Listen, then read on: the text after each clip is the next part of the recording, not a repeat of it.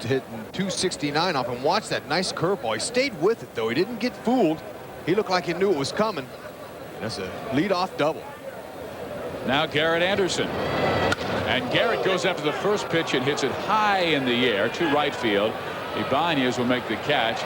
Salmon does not go. Wise move because Raul has a very good arm.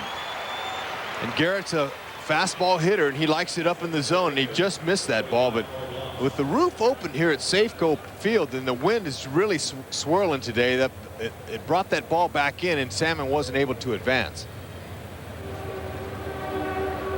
Salmon with the leadoff double. Now the fly out to right field. And the batter is Troy Gloss. Well, pretty good production. 2 of the last 3 hits have left the yard. He is among the leaders in Major League Baseball with 18 extra base hits. In 6 at-bats off of Aaron Seeley, he's had 3 hits at a .500 average. 2 of those hits are home runs, Steve. Seeley does not have an overpowering fastball. We were talking 85 to 88 miles an hour. But if he can throw it where he wants to, and he'll also cut it into left-handers and then go with the curveball, my goodness. The hitter has a lot of stuff to think about. Well, the reason his strikeouts are down is because he doesn't throw with as much velocity as he used to, but he's getting a good late movement. That's bringing a lot of ground ball outs. I was talking to Tom Lampkin, his catcher. He said that when he's on, he's giving up a lot of ground ball outs. He has late breaking, sinking action. And what that does, it looks straight to the hitter. Then at the last second, it moves and then downward, and it hits it on the ground. Caught the outside corner again. It looked like Gloss might have been looking for something else, didn't get it, and the count is 1-2. And right now, at home plate umpire, John Hirschbeck is giving both sides, inside and out. John Hirschbeck, he is known for having a pretty large strike zone. Most umpires should pattern themselves off after him, because he likes to move the game along, and he's not afraid to call strikes. And that's what pitchers are wanting nowadays. But Seeley, you can check him out. He's really done very well. 93 through 97, he was with Boston. And 98, 99 with Texas. He's won a few ball games. Ground ball hit to third. Guillen looks at Salmon, makes sure he goes back, and then throws out Troy Gloss at first base. Olerud just keeping his foot on the bag long enough, and Tim Salmon holds at second base, and now 2 outs. Now Carlos comes up and he looks now, and he's taking a look at Tim Salmon. And whoa, that was a close play, as John Olerud did a fancy footwork over there to keep his foot on the bag. He's a young player. He missed most of last season with a knee injury. Now Scott Spezio. A couple of hits in yesterday's win over the Baltimore Orioles. Angels winning it 8-5. Scott drove in 3. He fouls this one out of play. Strike 1. So Aaron Seeley has been in front of just about every single Angel.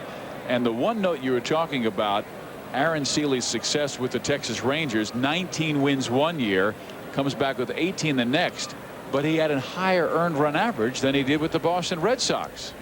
The reason he was so successful, Texas gave him a lot of run support. The 3rd most run support last year in the American League, 7.5 runs per game. And that'll help any pitcher, man. Every pitcher wants to have run support. And when they give you 5, 6, 7, 8 runs a game, you pretty much can count on that.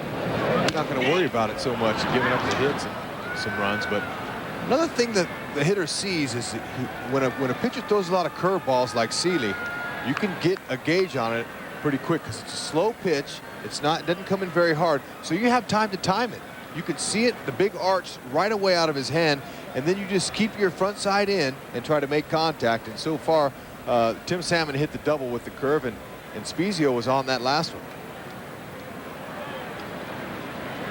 Comes with the curve, and Spezio knocks it foul, and the count will remain 1 ball, 2 strikes. The Angels have the double by Tim Salmon to start the top of the second inning, but Anderson flied to right, Gloss grounded to third.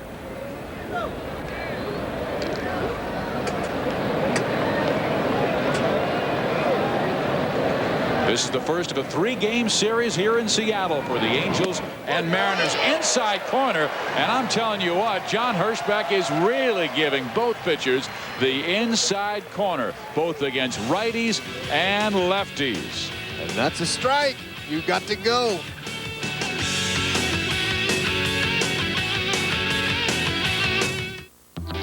For years, the Ford Taurus was the best-selling car in America.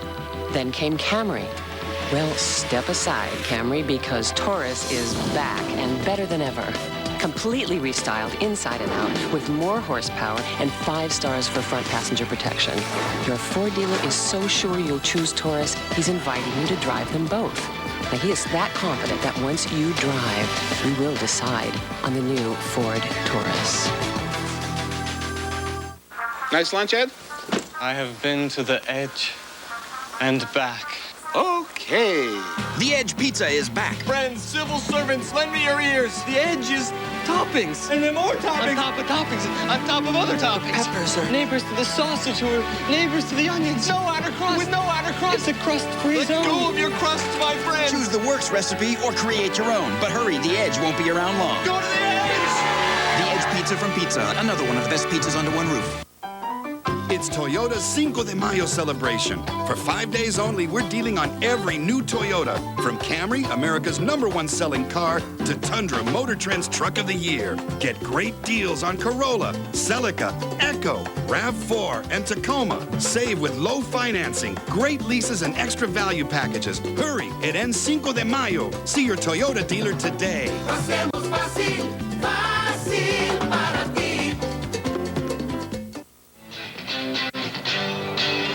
We head to the bottom of the second in Seattle looking for our first run.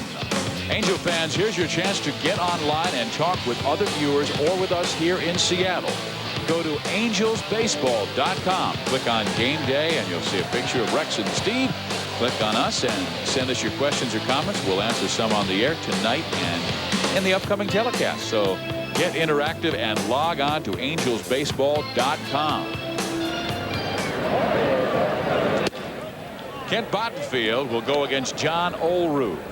And we have a email from Karen in Anaheim, California. And she asked the question, why is John Olerud such a patient hitter and where did he learn his discipline? That's natural. That comes naturally. By nature, he's a quiet guy. He's really calm, doesn't have a lot of emotion. And he's been a hitter like that, Steve, since college. He raked. His dad was his coach in high school, and he gave him some good tips early. I would have liked to have gotten some tips like that from some of my coaches I had where I was so aggressive. And to be a hitter at this level, you've got to have patience. You've got to understand that it's not a physical contact out there. You're not going after the pitcher. You've got to wait until the ball comes to you. Olerud going to left field, a long run for Darren Erstad, and he will not reach it. Had it been maybe 2 seats further over rather than 5 over, Erstad would have been into that second row. We saw him smash into the wall at Edison International Field just last week. Well, if he can catch it, he will. You can believe that. The wall's padded there, and it doesn't stop him. He'll go right through it. He's done a fine job for the Angels in the outfield this year. He'll catch anything he can get to. And Darren Erstad is sporting a new look after not reaching base for the first time this year. He shaved the beard that he had been growing, and he has the red goatee. Well, whatever it takes. There's a line drive over the head of Adam Kennedy. A base hit for John Olerud. Olerud is having a very good year so far. See, he's very patient. Waits for his pitch, fastball down the middle, and just strokes it right over Kennedy's head. We'll see it. Look at that, nice and easy, straight front leg. Head position is perfect. And he just throws his hands out there on the fastball. He likes the fastball, but he will hit curveballs. And speaking of professional hitters, you're not going to see a much more patient and a hitter with an idea like Edgar Martinez. And he is just now coming around. Edgar, at the end of spring training, was hit on his left elbow on a pitch thrown by Arizona's Todd Stottlemyre and missed a couple of games coming out of spring training. Had a slow start. And you see, that is why he wears that protection. That's that open spot, fouls it back. That's where pitchers try to pitch him. If he has one weakness, it's that ball inside. You got to come way up and in on him. But he'll still have the ability at 35 years old to turn on that fastball. Actually, he's 37. He would have liked that right there. It'll take a couple more years off it. You know, he almost came into the professional ranks the same time you did. Bottenfield just blew the fastball right by him. Now Walbeck will come out for a visit with Kent. But that's what's interesting. You know, you hear so much about players moving around, and Edgar Martinez swinging and missing at this 93-mile-an-hour pitch by Ken Bottenfield. But here's a guy who signed with the Mariners organization at the age of 16 in 1982. He's still with the M's. That's right. He's one of 4 players who have stayed with his team his whole career. And the thing about what makes Edgar so good is that he's able to see the ball and hit it wherever he wants to. He's got a game plan when he goes to the plate. But if you throw any kind of mediocre breaking pitch to him out over, he'll rake it. So you've got to really pitch him tough, in and away. Fouls that one out of play, and the count remains 2 balls and 2 strikes. Bottenfield has gone more upstairs with Edgar Martinez. Martinez does not run that well. Olerud does not run that well at first base. Bottenfield would love to get the double play with these 2 guys, and the Angels among the team leaders in double plays turn this year. Oh, did he go around? No, says first base umpire Mark Wagner. Oh, that's Edgar Martinez. That was a real good pitch. The side angle will show us here. He's able to stop that swing. He did a nice job of acting. Good body language. He held that bat back. The bat cannot cross home plate or it's considered a strike. And Bottenfield's trying to throw him high fastballs. Well, they sent Olerud. The pitch is low, ball 4. So the Mariners, with their first 2 base runners of this ball game, to open the bottom of the second inning. The single by Olerud. Now the walk to Edgar Martinez. And here comes Tom Lampkin.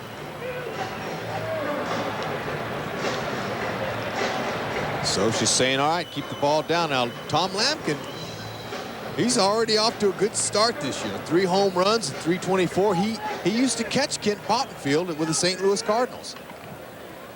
I asked him before the game, I said, hey, do you feel like you have an advantage facing a guy you've caught? He said, well, I don't know about that, but I would much rather face a guy I've caught before than a guy I've never caught. So he's well aware about Bottenfield. And Kent throws outside. This is the guy he would like to get. Lampkin does not run that well. He can turn the double play right here, and then you've got a speedster, and Mike Cameron coming up next with a lot of power.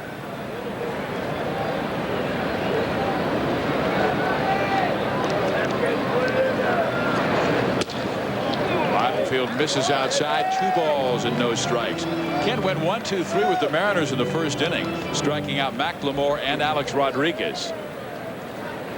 Lampkin, he's an excellent fastball hitter. He'll turn one around in a heartbeat if you give it to him out over the plate. So 2-0. This is a fastball situation. He's going to have to keep the ball down and away. He does, and it just does miss off the corner. 3-0. Olerud singled to start the inning. Martinez walked on a 3-2 count. Bottenfield falling behind Tom Lampkin. 3-1. Sometimes they'll let the hitter swing away. 3-0. Larry Boa, the former Angel coach, is now the third base coach for the Seattle Mariners. He's flashing the signs. So Lampkin will go ahead and take a strike at 3-0. Now it's 3-1. Same fastball situation. You're looking for a fastball. Lampkin pops it up. Should be no problem for Darren Erstad. There's the first out of the bottom of the second inning, and Olerud back to second base. Martinez back to first base. Here is fastball. He sees it and he's going, whoa, but it's a little bit away. Well placed by Bottenfield. And that was a good pitch and a good result for Bottenfield. Now the runners weren't able to advance, and he's able to come at Cameron here, who is speedy, be tough to double up. You see what Mike has done the last 5 games. He's suddenly gotten hot after a slow start. At .420 average, raising his batting average from what was down in the teens, 215, all the way up to 257. This is a guy who has tremendous power, tremendous skills, great center fielder defensively. And if he can cut down on his strikeouts, well, he can be an everyday player for the next 10 years. Mike Cameron is still only 27, out of LaGrange, Georgia. This is his 4th big league season. Only hit .256 with Cincinnati last year, but struck out, Rex, 145 times. That tells you he's taking a rip. He's coming out of his shoes. Well, he's taken the first 2 from Bottenfield. Well, the story but in spring training was about Ken Griffey Jr. being traded to Cincinnati for Cameron, along with Brett Tomko, Jake Myers. Griffey going to Cincinnati. Antonio Perez is a shortstop down in Double-A. 1 ball, 2 strikes. Bottenfield knows that Cameron likes a fastball, so he's got him behind 0-2. It's smart pitching by trying to throw upstairs, throw that fastball up there, try to get him to swing at it. It looks good for a hitter, a high fastball. He'll have to try to work the curveballs and the breaking pitches on the outside part of the plate. He'll chase. He'll swing in a bad pitch. Outside corner at the knees.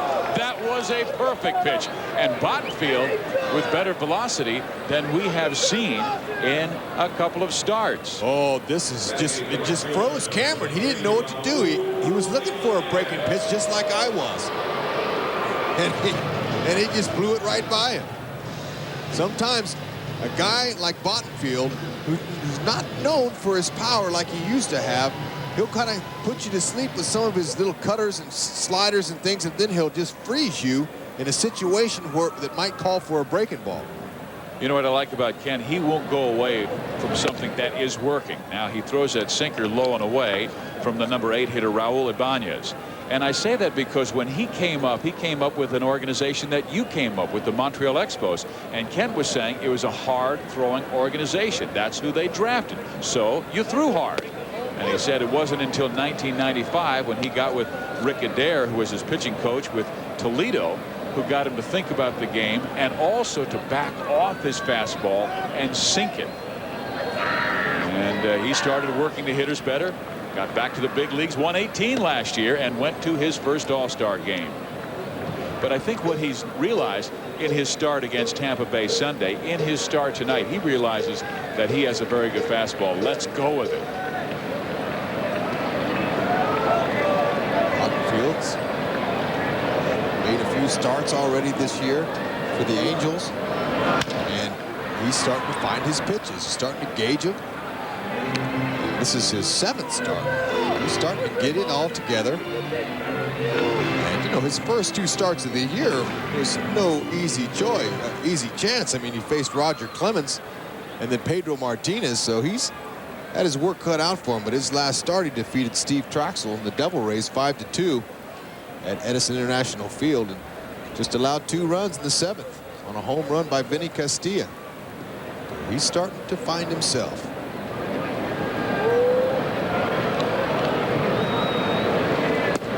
That's low, 3-2. Now the runners will be moving. Olerud from second base.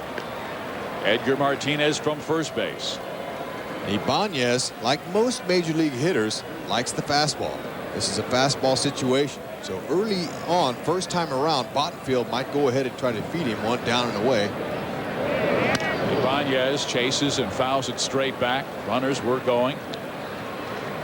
Benji Gill just off the edge of the infield grass in the outfield. I should say the outfield grass, because he's playing rather deep at short, and he was back a little bit at short, and Kennedy the same on the edge of the outfield grass. And again the pitch, and it was a high breaking ball. Now the bases will be loaded for Carlos Guillen. 2 walks in the inning by Kent Bottenfield. Sometimes you don't want to come right back with the same pitch you threw, so he decided to throw him a little off-speed pitch. It was just missed in the zone. But Bottenfield, he selects his walks. I mean, it's not like the guy's got control problems. He's out there hitting the corners most of the time, and he'll have this young Carlos Guillen to face. And this is a young man that is way overdue. He was acquired in the Randy Johnson trade a couple of years ago, and they expected big things from him last year. But he only played in 5 games because he tore up his knee on a play between third and home plate against Tony Phillips and the Oakland A's in Game 6 last year. So Guillen starting slowly at 132. He's got a lot of potential, Steve, but he's still an unproven player. Ross will give chase, but hits the top of the dugout. He's a switch hitter. He's got power potential. He's got to be able to find his own strike zone. He's just played in 316 pro games. He's got a lot of room to get better and improve. And this is a wear and tear inning for the Angels' Kent Bottenfield. This will be his 33rd pitch in this inning. He breezed through the Mariners in the first. Most every hitter in this inning he's gotten ahead of. That's a good sign, and he's kind of toying with them before he puts them away. He really was in the worst shape against Tom Lampkin, 3-0, fought back to make it 3-1, and then popped him up in that next pitch. Now 2 balls and 2 strikes to Carlos Guillen.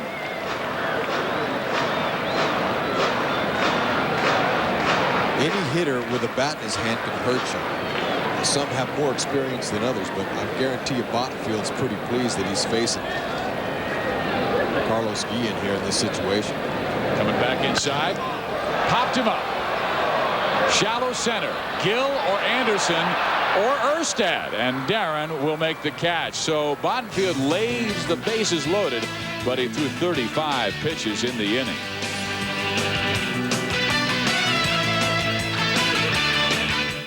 Alrighty, before we go on, I want to review last week's service. So let's go to tape. Nice, tight formation. Oh, sloppy pass, Michael. Very nice. Oops, it's all in the wrists. You break away too early. And pick up the pace of the left flank and into the end zone.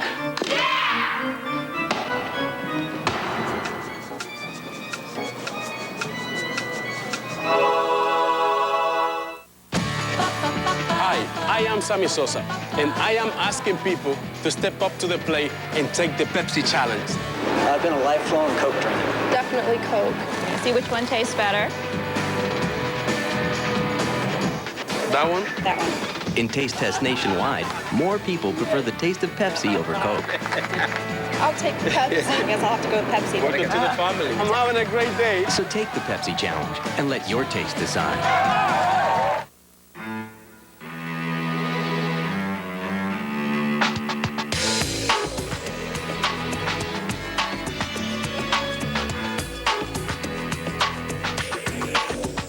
Introducing the remarkably agile, entirely new 2001 Aurora by Oldsmobile. It can't escape praise, but it can outmaneuver it. Aurora by Oldsmobile. Top of the 3rd inning, and the Angels are teaming up with McDonald's for the Halo Slugger Sweepstakes.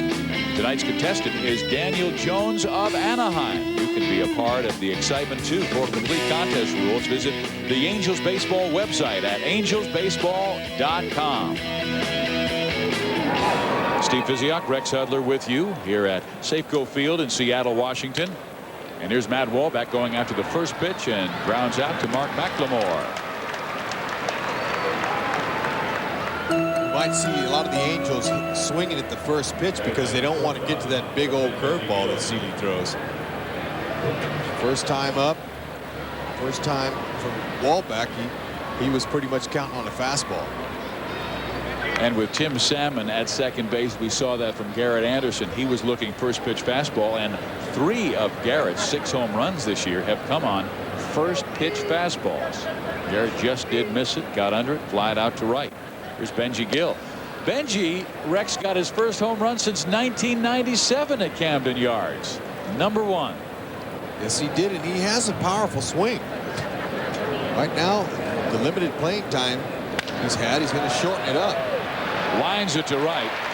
Banya's there, and 2 outs.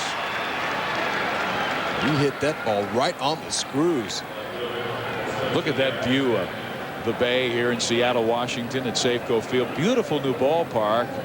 Many of you remember that they blew up the Kingdome just a couple of months ago, and it is right next door, and they're still clearing away the debris. But you see that umbrella that will move overhead and cover us if there's any rain. We were here in July last year, Rex, and they had intermittent showers, and they didn't close it. They said the showers would last about 7-8 minutes, and they lasted about 7-8 minutes. We have the weather down here, but that's a roof that rolls over the stadium. It's open air too. It's not closed on the sides, so you're still going to get a breeze in here. So the Seattle Seahawks will move across near Lake Washington, and they will play at the University of Washington, where the Huskies also play, one of the top college football teams in the West Coast.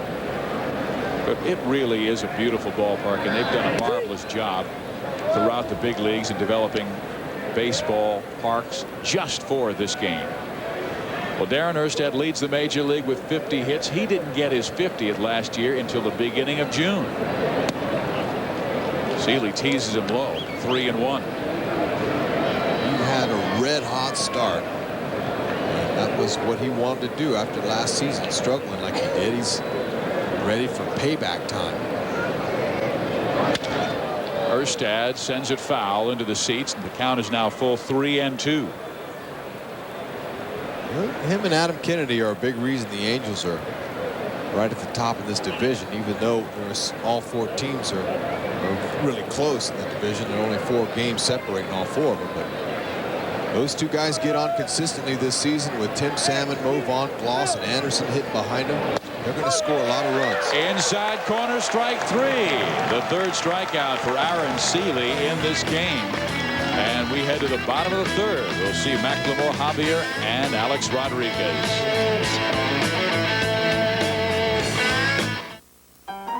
It's Toyota's Cinco de Mayo celebration. For 5 days only, we're dealing on every new Toyota. From Camry, America's #1 selling car, to Tundra, Motor Trend's Truck of the Year. Get great deals on Corolla, Celica, Echo, RAV4, and Tacoma. Save with low financing, great leases, and extra value packages. Hurry, it ends Cinco de Mayo. See your Toyota dealer today. Hacemos fácil, fácil para ti. Here you want sushi and wasabi. Wasabi. Yeah, wasabi. Wasabi. Wasabi! Wasabi. Wasabi. Wasabi! Wasabi. Wasabi! Wasabi! Wasabi! Wasabi. Wasabi.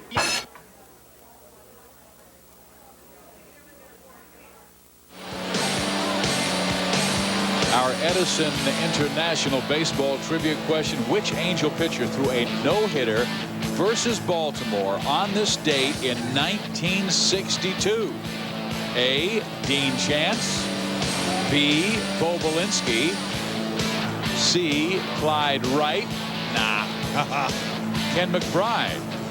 I know. Give me. It's the great Bo Belinsky. No question. He pitched the first no-hitter in Angels history. A 2-0 win over the Baltimore Orioles. And Bo Belinsky, he was Mr. Hollywood.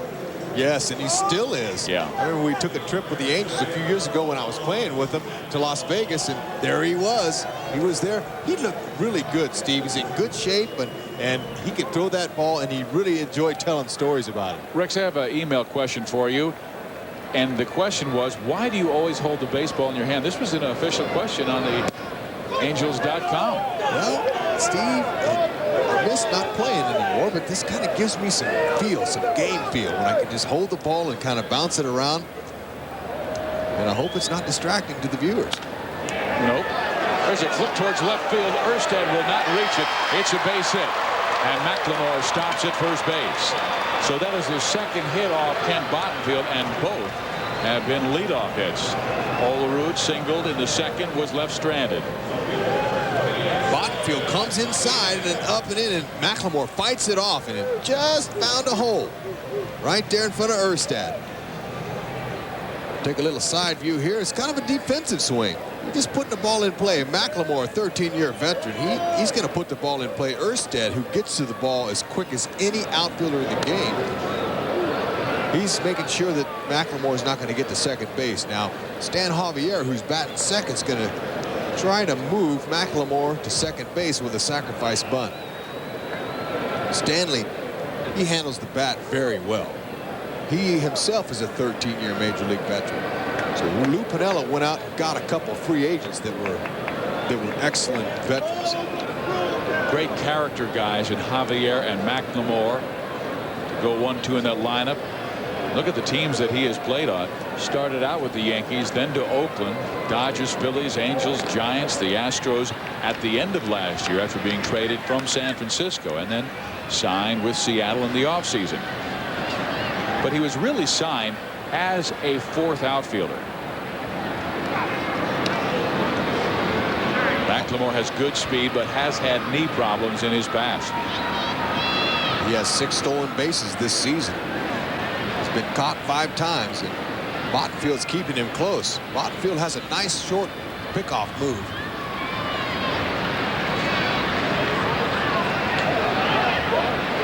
McLemore goes. Wahlbeck's throw. Oh, they had him picked up. They throw behind, and he is out.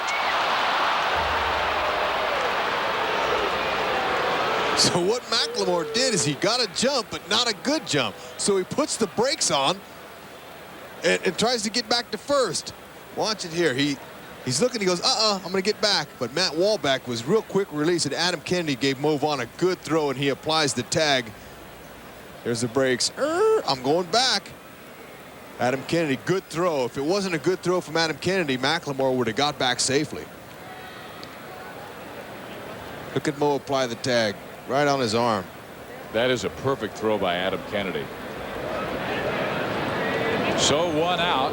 Javier no longer bunting, takes a strike, evens the count 2-2. So there might have been a missed hit and run, Steve, because the way McLemore took off, it looked like he got a decent enough jump to steal the base. But he looked back and peeked and saw that Javier didn't swing, and he thought he had time to get back. Wahlbeck's calling for a fastball inside. And the pitch to Stan Javier when McLemore went was a fastball well outside. It missed the plate by a good 12 inches. So now here's another 3-2 count. Bottenfield has, he's shaking him off. It's a fastball situation. Fouled off. Left side out of play. Kent saying, you know what? Alex Rodriguez is on deck. I'm going to go right after Stan. That's exactly right. And he didn't just groove him a fastball. He put it on a nice part of the plate on the outside part where Javier couldn't get his bat on it. Just enough to foul it. Oh, look at that pitch. Javier looked like he got crossed up because it was about belt high, Rex, and running away on the outside corner. It's the same pitch as the previous one. Right there. He's got pinpoint control. Matt Wahlbeck really did a good job of framing that ball back there. How about that? He has 4 strikeouts, and 3 of them are looking. Now Alex Rodriguez, who struck out swinging his first time up. And look at his numbers in his career. And here's a guy, Rex, on a ground ball to Benji Gill. Alex Rodriguez will not even turn 25 until July. He's on his way, if he stays healthy, to the Hall of Fame. Tonight, Cake Online's Alan Mendelson is back with the best deals in town, from high-tech computers to brand-name appliances and more. Find out where you can save megabucks. You're going to save yourself $100 to $200. Check out Best Buys for the summer tonight at 10:30 on Cake Online. You've been cheating on me. No, you see, now we have a problem. Houston, we have a problem. The past 4 months, I've been your husband. Naughty Secret Affairs. Next, Jerry Springer. Tonight at 11 on KCAL 9. May is Ford's SUV month. Your Ford dealers want to sell over 10,000 SUVs by the end of May. Sound impossible? Not with great deals on the Expedition, the Excursion, and a low 0.9% APR, plus $1,000 cash on the best-selling Explorer. That's right, 0.9 and $1,000 on all 2000 Explorers. This May, get outfitted at your Ford dealer during SUV month. When it comes to Ford's SUVs, there's no boundaries. Hey, I'm Robert. Hi. I noticed you from across the room. Oh, yeah? Yeah. You look good. I like women who don't feel like they have to work out all the time. Listen, Robert, I would rather spend the evening playing tonsil hockey with an out-of-work clown. The cold-filtered cool of Miller Genuine Draft. Ladies love clowns. When the Angels come home from Seattle Monday, Tuesday, and Wednesday, they'll take on the Oakland Athletics. The Texas Rangers are in town Thursday through Sunday, so some great battles against American League West rivals Oakland and Texas. For tickets, 714-663-9000. It's beautiful here in the Pacific Northwest, and it is beautiful at Edison International Field, so join us at the Ed later this week. But look at those clouds coming in. We had rain earlier this morning. Then the clouds broke up. Sunshine burst through. Now we have a glorious evening, and they have the prettiest summers. Yes, they get a lot of rain in the Pacific Northwest, but it is so green because of the rain. Cloud formations are outstanding. Boy, our director Doug Rutt just giving us some great shots in Safeco. So much different than it was at the Kingdome when it was all gray and antiseptic and, well, ugly.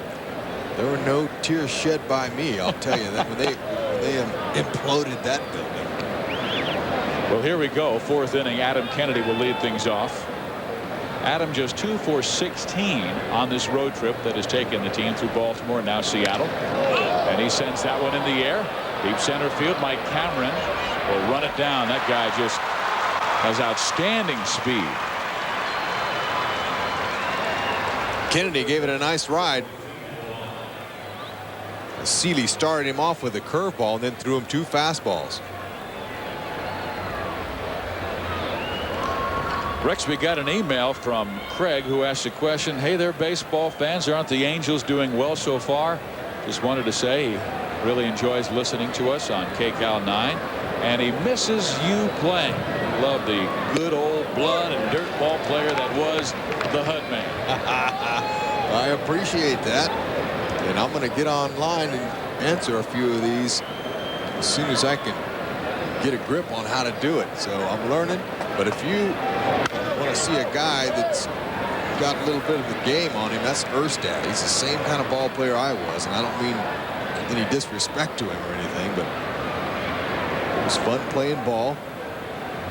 And I knew that any day could be my last day, so I played each day like it was going to be my last day. And that is not just a comment that comes from Rex. As you see Mo Vaughn hit a ground ball to the second baseman. McLemore bobbles, still has time to get Vaughn. But that comes from every single manager and coach that you played with that I have talked to, and that's quite a compliment. And you also have compliments from Gem 185 and Corey, who are on the AngelsBaseball.com. Well, McLemore, he over pursued that. He charged a little bit too hard, but Mo's not running that great, but he has time to get that ball and just flip it over there. Watch him. See, he's coming in too fast. You need to break down a little bit sooner, but McLemore knows that. He's a veteran player, but he had plenty of time. He knew the runner. And he's enjoying this year. Steve, he's played some outfield for the Seattle Mariners. A little bit of left field and some in center. Now Tim Salmon, left center field. And it will one-hop the wall, the second double of this game for Tim Salmon. He's starting to heat up.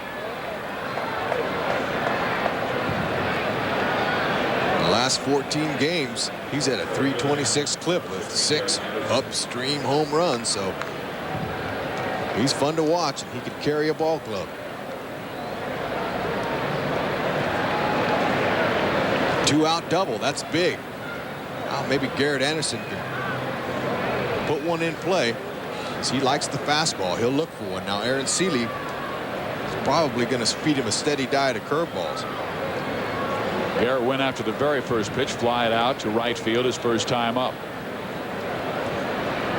I told you 3 of his 6 home runs this year have been on first pitch fastball. So Seeley says, I'm throwing him the first pitch curve, and it misses ball 1.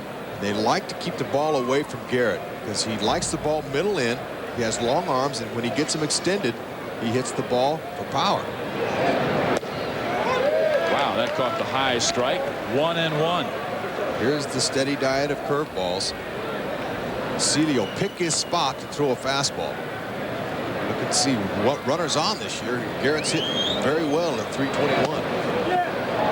That just does miss. 2 balls and 1 strike. You can see Tom Lampkin, the catcher, sitting outside, not wanting him to give that ball to Garrett anywhere in the middle of the plate. There's Lampert. Anderson waves at the next pitch. 2-2. Count even. He snuck 2 fastballs by Garrett. Now he's probably going to come back with some more breaking balls. Try to get Garrett to swing out of the zone. Try to bounce one in front of home. 3 balls, 2 strikes. Seeley has not walked an angel in this game. The only 2 base runners, Tim Salmon with 2 doubles. Well, it fooled Lampkin too. You could see him flinch on that. He's got such a good break to it. It tricked the catcher. That's a 2-seam fastball. The grip, but sometimes he changes it. Curveball stays high.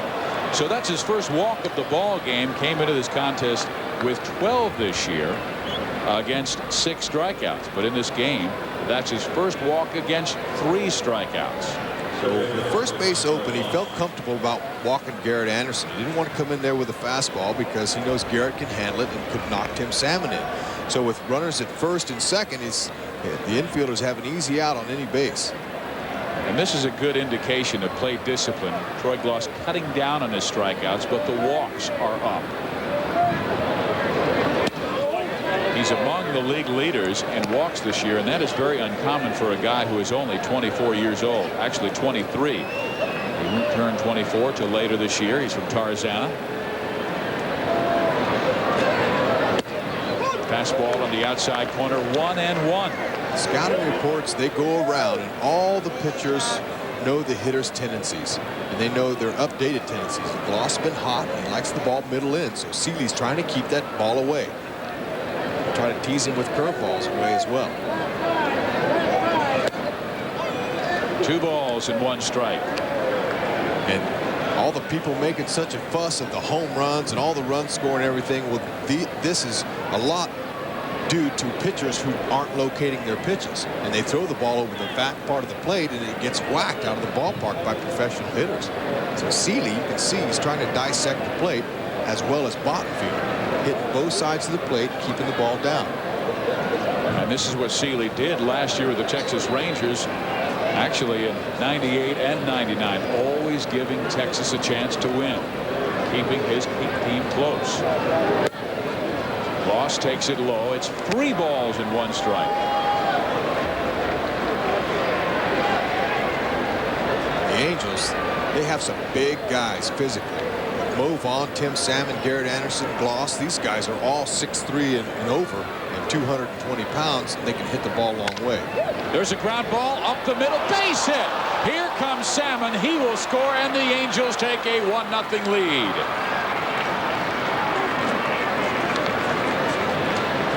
RBI number 21 for Troy Gloss this year, Rex. Yes, Gloss using the big part of the field there. Cutting his swing down, and we'll see it here. Not a bad pitch. Gloss used the big part, and that's where usually the most hits you're able to get if you're thinking up the middle. Pitcher's on the outside part. And you could see by his swing that he got on top of the baseball and a lot of topspin. So that ball shot past Alex Rodriguez up the middle. And here's Scott Spezio. So where Seeley could get in trouble like he has this inning is he's not able to throw the curveball for strikes. He's only thrown one curve for a strike. He's got to be able to show he can throw that for strikes. Spezio to center field and deep. Cameron on his horse. He leaps and makes a tremendous catch.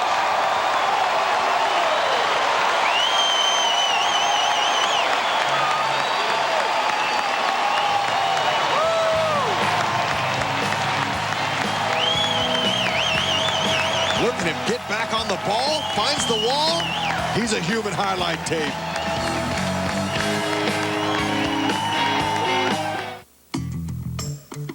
Why does California think so highly of Dodge Dakota? Perhaps it's because Dakota has the best room in its class, as well as the best available power, payload, and towing. Or maybe it's because Dakota has been ranked most appealing compact pickup by J.D. Power & Associates 3 straight years. Or maybe it's the $750 cash allowance we're offering on Dakota. Or it could be, well, you get the idea. Dodge Dakota. Different.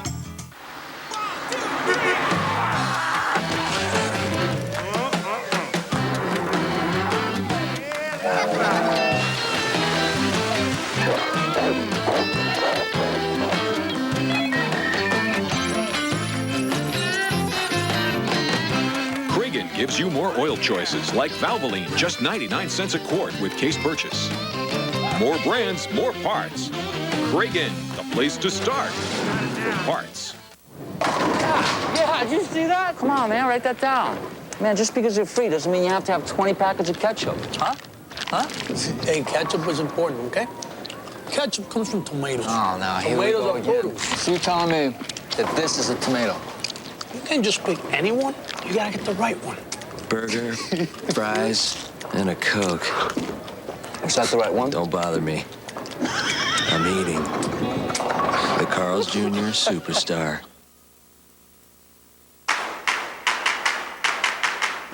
Fortune 500 companies know that when it comes to renting a car, National Car Rental gets you in your car and on the road fast. So what are you waiting for? Let's go. National Car Rental. Steve Physioc, Rex Hudler on an absolutely gorgeous evening in the Pacific Northwest at Safeco Field in Seattle.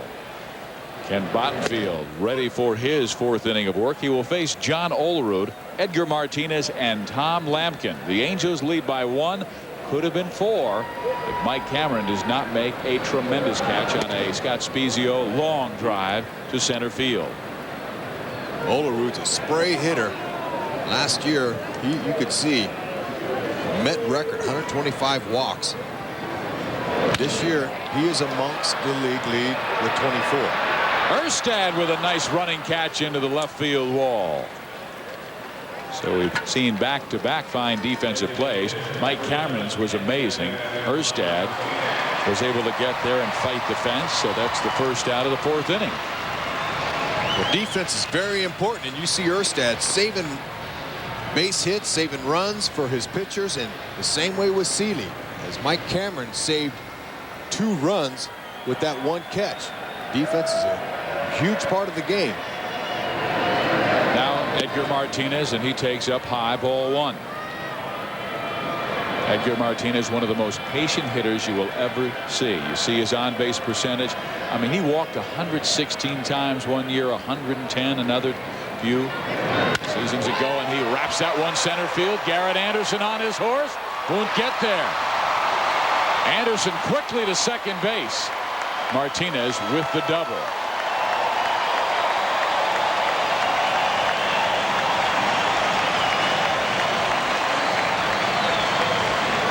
Edgar, go ahead, and he's going with the pitch. You see Wallbeck sitting outside, and Edgar knew he was going to hit the ball out there the whole time. That's what I talk about him being a professional hitter. He had a game plan. He knew he wasn't coming in. Nice and compact. Look at how he gave in and went with it. He wasn't trying to pull it. So Seattle has the tying run at second base with 1 out. Tom Lampkin now the batter. Popped up to left field his first time up. You see the career highs that he has had in his career, and he goes after the first pitch fastball thrown by Bottenfield. Strike one. Now this is what's interesting. Tom has bounced around throughout his career, Rex, but really his best years have been at ages 34, 35, and now 36. Why? It's because you get more mature. You find out which pitches are your pitch. And you do that with experience. And hitters get more patient. They get smarter. And they're able to detect their pitch, Steve, with experience. And you wait around long enough, and you end up finding yourself. Pops it up. Left side again, either Erstad or Benji Gill. Barron calls off Benji to make the catch. So twice now, Tom Lampkin has popped out to number 17. Bottenfield's keeping the ball away from Lampkin. Lampkin's trying to pull that outside pitch, and that's what brings the pop-ups.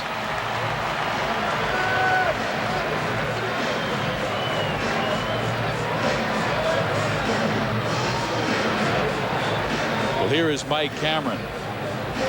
He has suddenly got hot. 6 for 13. See the 145 strikeouts. Third most in the National League, and usually you will see that from power guys. And yes, Mike Cameron does have power. But Cameron working with Gerald Perry and of course with Lou Piniella. And Lou Piniella, Rex, was your hitting instructor with the New York Yankees. And you had some confusion when you were working with Lou as a hitting instructor because he was trying to change your swing. What makes a good hitting coach is not the ability to change a guy's swing. It's to talk more the mental side of the game. And I was talking to Gerald Perry before the game, and we were former teammates with the St. Louis Cardinals, and he's a professional hitter. He had a great career with the Atlanta Braves, and he talks about the mental part, hitting the ball where it's pitched, what you're looking for, certain pitches. You can see Bottenfield is dissecting the outside part of the plate as he knows Cameron likes a fastball middle in. He's keeping the ball away from him, the 2 outs. And now Cameron, he has a tendency to swing at bad pitches. They call it chasing. So Bottenfield will try to get him to chase, or he could lock him up with a fastball on the inside part, like he did in his previous at-bat, who caught him looking. And he does it again, up and in, strikes out Cameron. Mike slams his bat to the ground, and Seattle continues to struggle with men in scoring position the last week. Yeehaw, you got to go.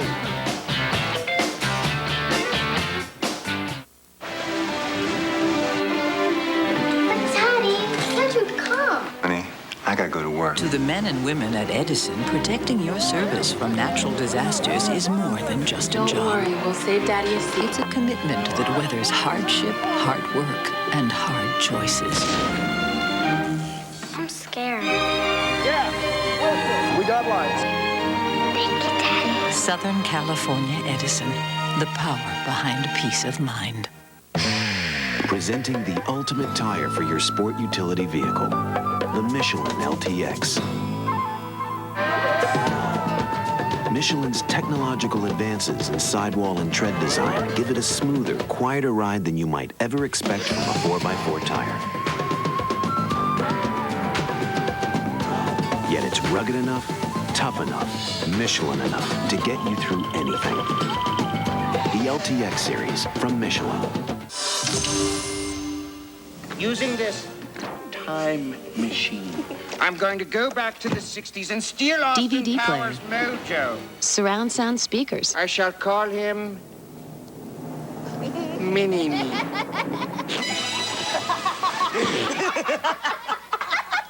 Come, Mr. Bigglesworth. And seriously funny movies. Mini-Me, you hungry? Turn on the fun, Best Buy.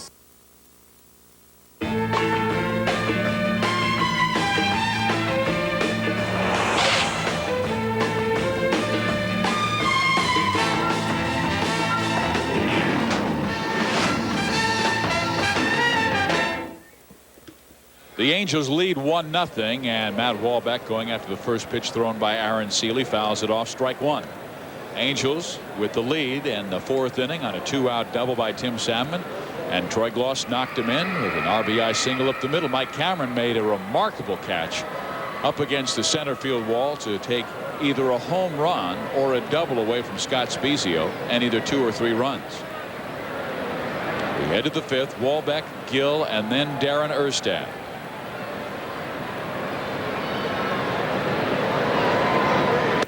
Seeley throws up and in, 1 ball, 1 strike. And Seattle's pitching staff not completely healthy. On the disabled list, they have really their #1 starter, Jamie Moyer, and #2 guy, Freddie Garcia. Garcia may be back in 3 weeks to a month, but we saw him in the clubhouse today, and Garcia was still on crutches, so it could be some time. And I saw Jamie Moyer's father-in-law here, Digger Phelps. They were visiting. Matt Walbeck has worked him a good hitting count here, 3-1. He knew the fastball was coming, and he's swung a little bit out of the strike zone. But when you don't play as regular with Benji Molina getting most of the catching, you're looking to hack. You don't want to walk. You want to get a knock. So he's up there swinging. Another fastball situation. Gets it and rolls it to Alex Rodriguez. Alex throws out Matt by 2 steps. Walbeck hustles down that line.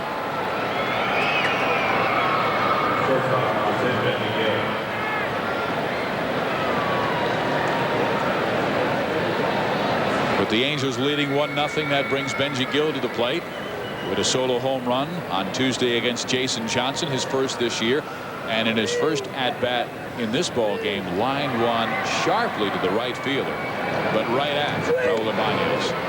And so Seeley works him upstairs, and Benji takes it ball 1. Last year, the Mariners went 79-93, finished 3rd in the West, 16 games behind Texas. Gill to center field and deep again. Mike Cameron at the wall, runs it down. Oh, he gets a good jump. They better aim at somebody else because he's making those plays.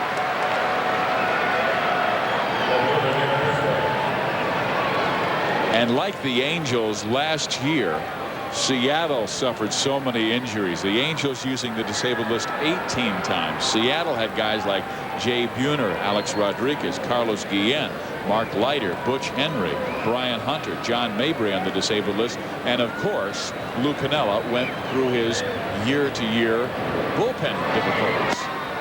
Look at that curveball thrown to Darren Erstad. If he can throw that curveball for strikes like that, that's going to make him much more effective as the game goes on. Mixing his fastball along with it. It's got some sink to it, his fastball. So it's very effective. It's a late breaking sinker. It's deceiving to the hitter. It looks straight, and then the hitter swings and usually hits a ground ball with it. Erstad just sends a rocket down the right field line, but he's now behind the count 1-2.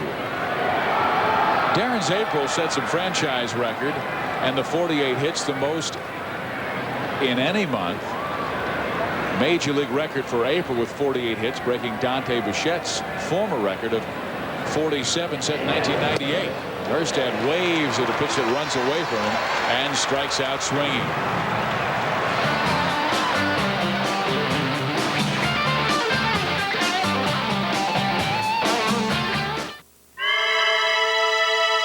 For millions of drivers, this is the most trusted minivan ever, the Dodge Caravan. For millions of drivers, this is a symbol of safety and security. Recently, AAA named Grand Caravan top minivan for the best combination of features like performance, design, quality, value, and safety. So according to AAA, everything else is a B.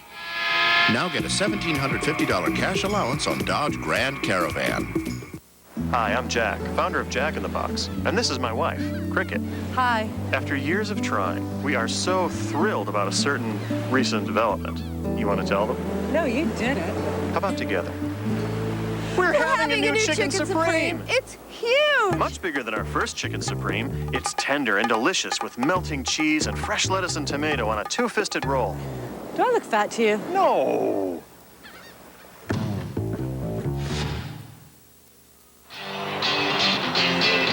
Angel fans, here's your chance to get online and talk with other viewers or with us here in Seattle. Go to angelsbaseball.com, click on Game Day, and you'll see a picture of me and Rex. Click on us and just send us your questions or comments.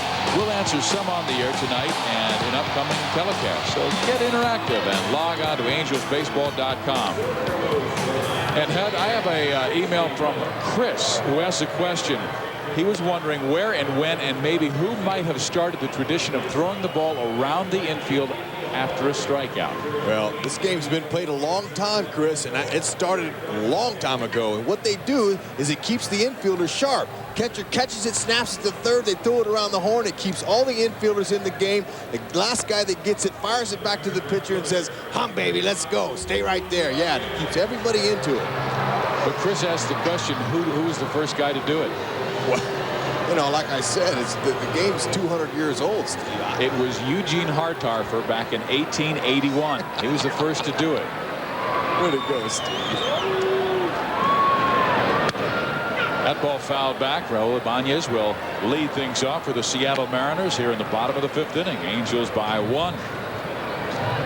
Ibanez has 1 home run this year. Interestingly, it was against one of the best pitchers in the game, El Duque, Orlando Hernandez. This is a guy who's battled his way through the trenches from the 36th round to the major leagues. And he came to pro baseball as a catcher. Now a strong arm and pretty quick outfielder. Popped up left side. Boy, Bottenfield has gotten a lot of these to Darren Erstad by left-handed hitters. Well, before the game, we talked with Mike Scioscia about tonight's starting pitcher, Kent Bottenfield. He's a finesse pitcher like a Hershiser, although he doesn't have the heavy sinker that Hershiser has. Doesn't throw as hard as Bobby Welch, but has that good command that Bobby had. So he's probably a little bit of a cross in between those two. And I think he has good stuff, and he's a great competitor, and we're happy we have him. And now Mike Scioscia will come out to check on an injured Angel. Troy Gloss and Benji Gill were going for that pop-up that eventually landed in Darren Erstad's glove, and I'm not sure if he got his spikes caught as he was turning and pivoting and racing towards the outfield, but Gloss says, "I'm okay, head back." He's a little embarrassed that he got a little attention like that, but let's check it out. Let's see what happened here.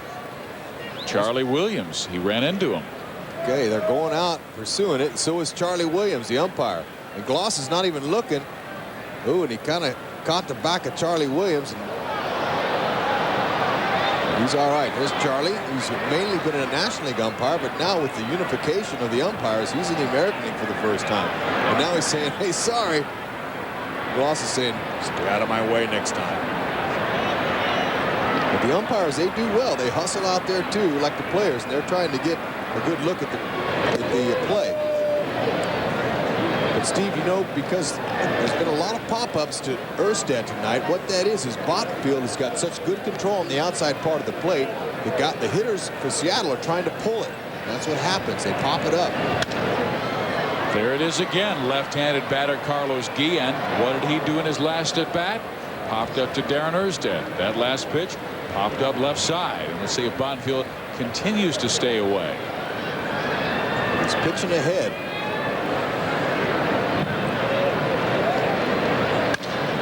He cracks one right to the second baseman, Adam Kennedy. He takes it belt high and throws out Guillen.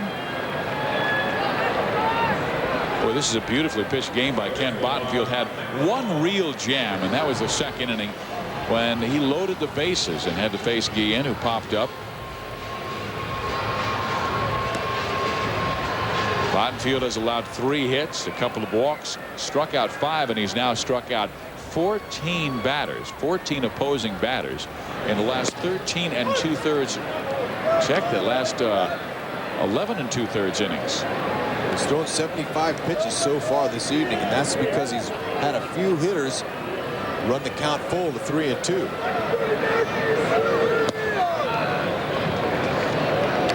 One ball, 1 strike to Mark McLemore. McLemore has struck out looking. Popped a single to left field. Pop foul. We're seeing the same swings by left-handers on the pitches thrown by Kent Bottenfield. He's got a real idea. He's working both sides of the plate. Mainly fastballs. And then he throws strike 3 on the outside corner. That is 6 strikeouts by Kent Bottenfield tonight and 15 in his last 2 games. Tomorrow at 1 on KCAL9, Anaheim's big sluggers are on deck. Mo Vaughn, Garrett Anderson, and Adam Kennedy continue to pour it on in Seattle against Rodriguez and the Mariners. The race for the West begins. Angels, Mariners, tomorrow at 1 on KCAL9. New grill guard, Steve? I like it. Thanks, Sally. I got it at Pep Boys. Hey, Sally, how about my chrome rims? Step bars, bug shield, tires, and wheels. Hey, Sally, hear that? Performance exhaust. At Pep Boys, you'll find over 40,000 name-brand custom wheels from just $69.99. Hey, Sally! Sally! Sally moved. Hey, nice tow hitch. Pep Boys. Cars like us. People love us.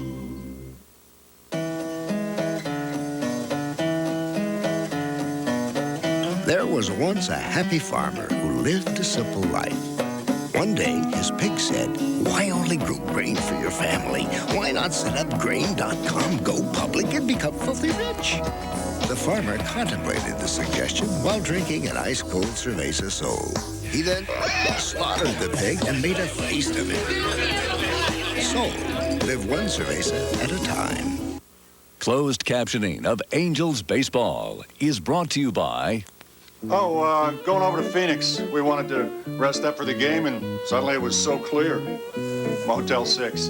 I think it's great.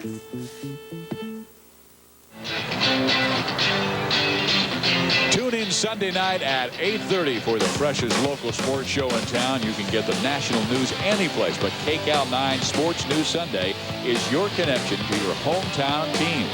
Join Alan Massengale Sunday at 8:30 for Sports News Sunday, only on KCAL9 LA Sports Leader. I watched that this past Sunday, and that is a great show that Alan puts on. He had some Jack Russell Terriers climbing up this wall and leaping over. It was the best.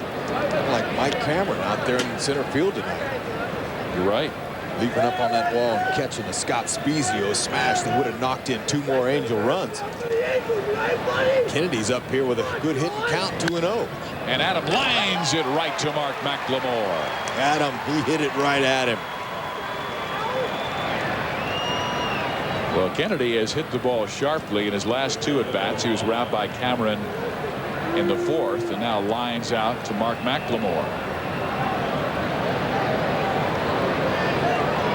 Adam had a good month of April, and May's coming, and he's hoping to stay as consistent. Peaks and valleys.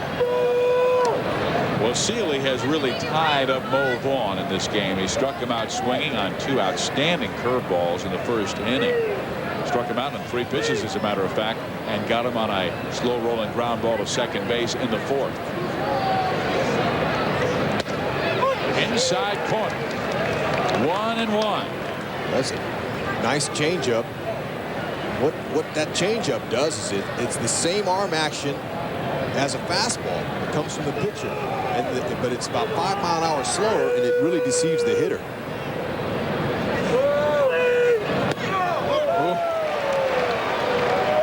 There's the curveball. 12 o'clock to 6 o'clock rotation, straight up and down. There it was. It looked like Mo was giving up on it because it looked so high, and it dropped down into the strike zone. So he comes right back and strikes out Vaughn with it.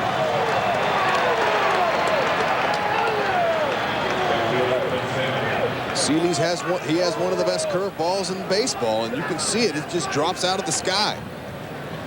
Puts it on the outside part of the plate. See how Mo is off balance. That's the whole key to pitching. Trying to keep the hitters off balance with different pitches, different speeds. Well, the one guy who has figured him out is at the plate right now, and Tim Salmon. And he takes a fastball for a strike. Salmon doubled into the left field corner his first time up, doubled into the left field alley, and scored the only run of the game. Troy Gloss knocked him in with a base hit up the middle. One of his first double was a leadoff double, and then the second double was a 2-out double. He's doing his best to get on, get the scoring position. Wow.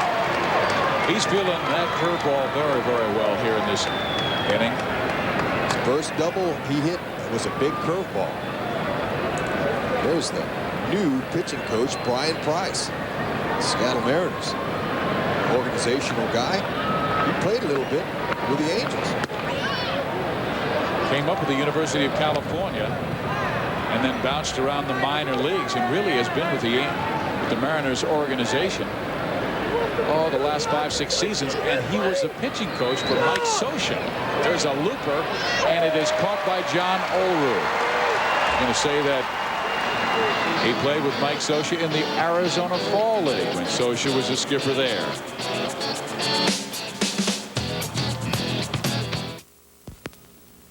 I don't want to set the world on fire, fire, fire. I just want to start a flame in your heart.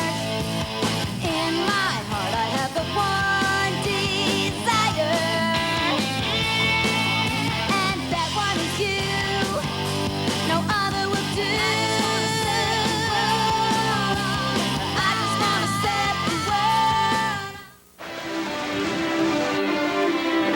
Daddy, can't you come? Honey, I gotta go to work. To the men and women at Edison, protecting your service from natural disasters is more than just a job. Don't worry, we'll save Daddy a seat. It's a commitment that weathers hardship, hard work, and hard choices. I'm scared. Yeah, we got lights. Thank you, Daddy. Southern California Edison, the power behind peace of mind. Get out there. Royal Caribbean.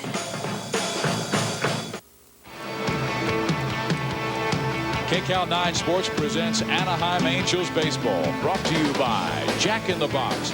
Jack's new giant chicken supreme sandwich just might be the biggest chicken sandwich ever.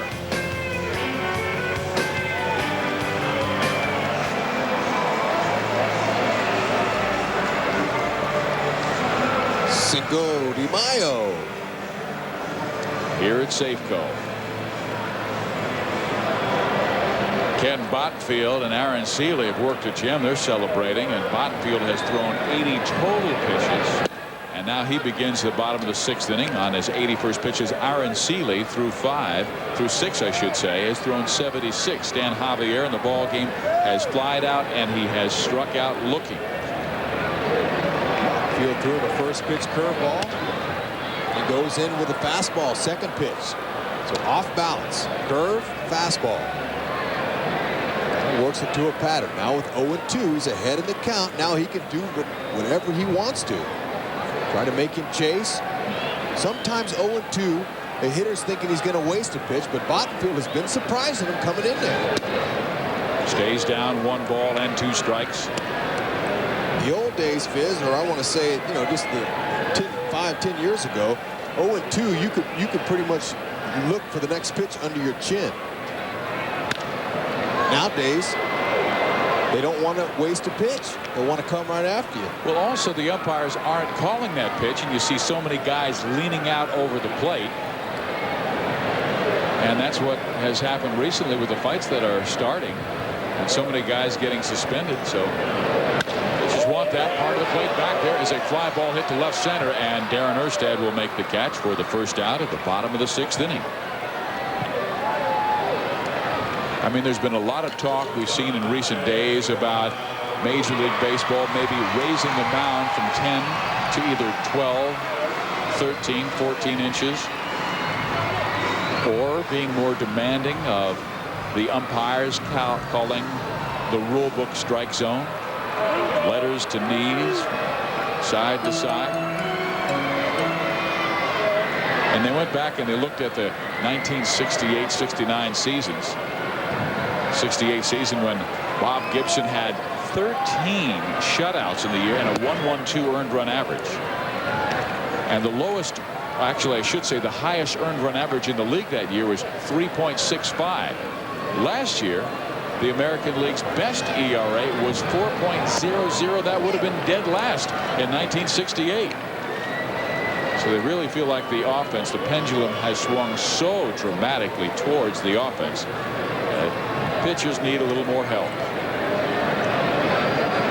Rodriguez cracks one to Troy Gloss. 2 outs.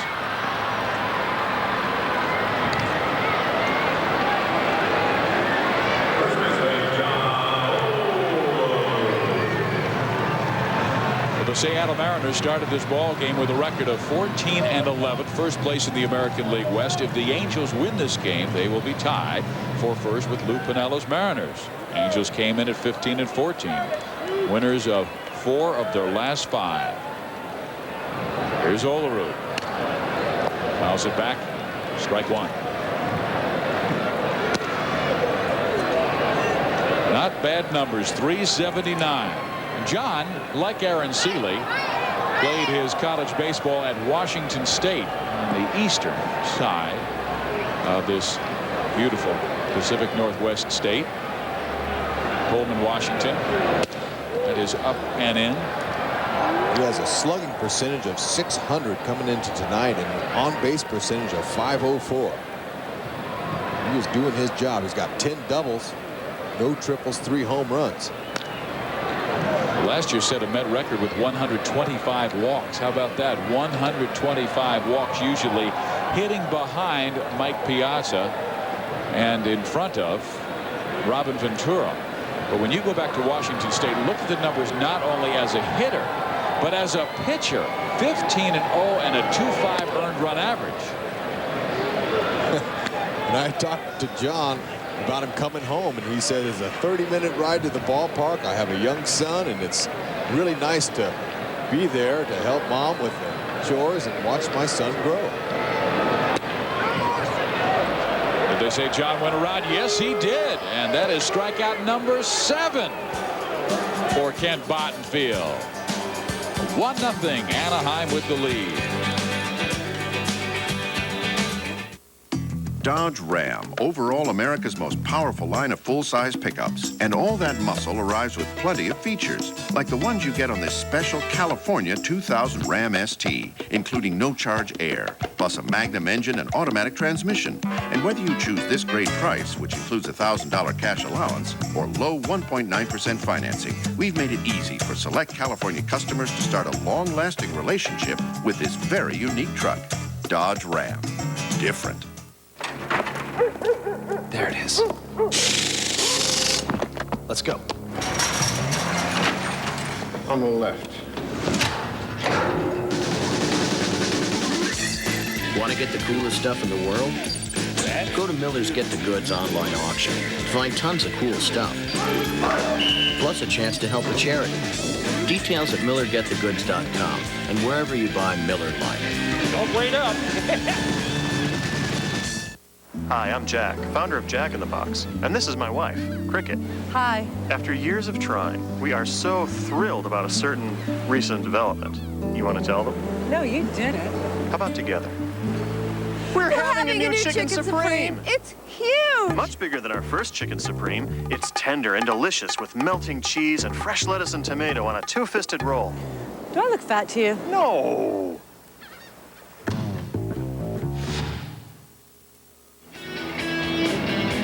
Anaheim with a 1-0 lead as we start the 7th inning over the Seattle Mariners. And the Angels return to Edison Field this Monday, May 8th, to take on the Oakland Athletics at 7:05. Tickets are on sale now at the Edison Field box office, Southern California Ticketmaster via the web at angelsbaseball.com, or call the Angels charge line at 714-663-9000. Angels baseball, come on home. Aaron Seeley will now face Garrett Anderson as we start the 7th inning of play. Garrett has flied to right and walked. Aaron Seeley has only walked one man, and it's GA. Comes inside, 1 ball and 1 strike. Throws that fastball in to set up something away, either curveball away or fastball away. That was the away pitch you were talking about. It's popped up center field, Mike Cameron. 1 out. And we'll be back on KCAL 9 tomorrow afternoon starting at 1 o'clock as Kent Merker makes his first start this year against the Mariners' 21-year-old phenom Gil Mesh. Then on Sunday we'll have that game on KCAL 9. Scott Schoenweiss going for his 5th win this year against John Halama. 2 unbeaten pitchers. Halama 3-0. Schoenweiss 4-0. Here's Troy Gloss. He's responsible for the Angels' only run as he knocked a single up the middle, scoring Tim Salmon from second base. There's a curveball. That curveball he overthrew a little bit. It didn't have quite as big a break as the ones he's been throwing earlier. There it was. He took something off of it and it had a bigger break. So when it's a short curve, he's doing too much. And it's all in the mechanics. Pitcher's delivery. Ross fouls it back, 2-1. You remember Jerry Royce talking about having difficulty throwing his curveball, and he mainly was a fastball, cut fastball pitcher early in his career, and he was down with the Dodgers working with Sandy Koufax, and Koufax just said, Jerry, why don't you just throw it as slowly as you can? Jerry did, and he was onto something. Sometimes you try too hard or overthrow it like we're talking about, and it flattens out. That's why it takes a pitcher usually a few innings here to kind of get his gauge. But in the 7th here, Seeley and Bottenfield, they got a little concert going on. That ball is in the gap. Cameron won't have a play on this one. It's a base hit, the 2nd of the game for Troy Gloss. Did that bat die a hero? Not sure if it broke or not, but he's happy he got a hit to get on base here. And there it was, a fastball right down over the middle of the plate, and he kind of jammed himself. And Cameron, look, he was trying to make a dive and he was reading the ball. Nice swing. You can see he had a little upward swing to it, but it got in on his hand some on the middle of the bat, and that's where he didn't get the sweet spot on it. So the Angels with 4 hits, and they could have had 5 with this guy Scott Spezio at the plate in the 4th inning. But Spezio with an absolute shot to straightaway center field. It looked like a 400-foot bomb. Cameron got a great jump, leaped against the wall, and took a home run or extra bases away from Spezio, and at least 2 runs away from the Angels.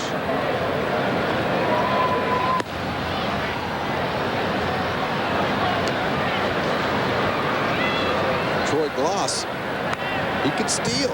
He's got some 4 stolen bases. He's been caught 4 times. And Ron Renicky, there he is. He's the man directing the signs and directing traffic at third base. Excellent coach. Has done a fine job sending those Angels around this year. Spezio with a shot to right field. And that will roll all the way to the corner. Here comes Gloss. They're sending him home. The throw to the plate is not in time. The Angels take a 2-0 lead. Spezio making up that last rocket he hit. He found a nice hole. It sends Gloss home. He's happy about that. Watch him. Look at that high leg kick. He uses that for timing. He's out front of it a little, but gets it. Hit it off the end of the bat. He's got good power. That ball would have went out of the ballpark. Watch that leg. See it hang up there? That helps keep him back, and also is a timing device for the hitter. Now Matt Wahlbeck. Strike 1. So the Angels with a run in the 4th inning, and the base hit by Gloss, scoring Tim Salmon, and now another in the 7th inning, and the base hit by Spezio that knocks in Gloss from first.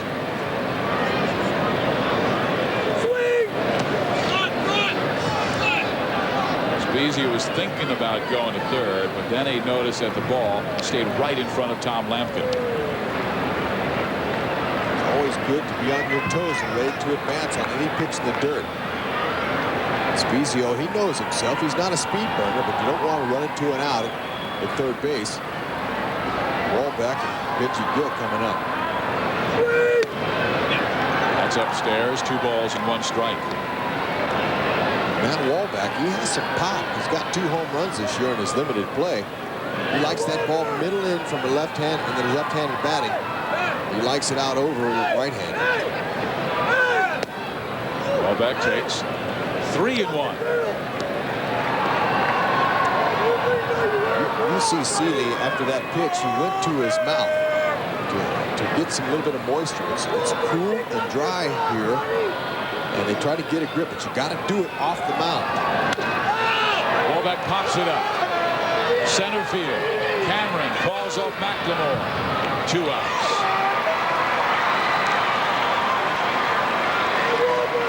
If you go to your mouth, you can see Cameron going to his right there, trying to warm up his fingers. It's this chilly night here. But if you're a pitcher and you go to your mouth, you have to be off the rubber or off of the dirt part of the mound, or they'll charge a ball to you. Or on a chilly night like tonight, you can go to the home plate umpire and ask permission if it's really cool, and if he says yes, you can. You can blow into your hand to warm it up, but you can't lick your fingers. Exactly. Now that grip there is a 2-seamer. Now he spins it around. That's a 2-seam fastball grip, but he'll throw a curveball as he puts it in his glove, and he'll change the grip. Benji Gill has been on his fastball, so he throws him first pitch curve. And it is ball 1. Gill got a fastball and lined out in the 3rd inning. And in the 5th inning, sent a long drive to right center field that Mike Cameron again ran down. Extra base hit away from Benji Gill. Anytime you show the hitter the ball like he's doing, know the hitter's watching you. He rode that fastball up and in 1-1. As a hitter, when the pitcher shows the ball behind his back and he leans over, you're able to see the seams. That ball was just right by him. But pitchers know that, and they'll keep the same grip on it, and they'll alternate their pitches. See, every pitch now he's thrown, he's shown the ball, he's had a grip on the top seam of the ball. The hitter can see that. But he's thrown a curveball off of that as well, so that kind of stops the hitter from guessing. Good pitch at the outside corner now.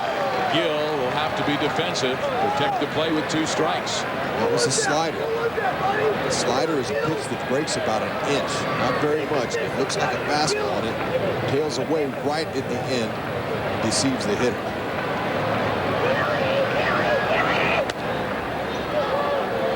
Boy, Lampkin reacted like he was crossed up. He was setting up inside.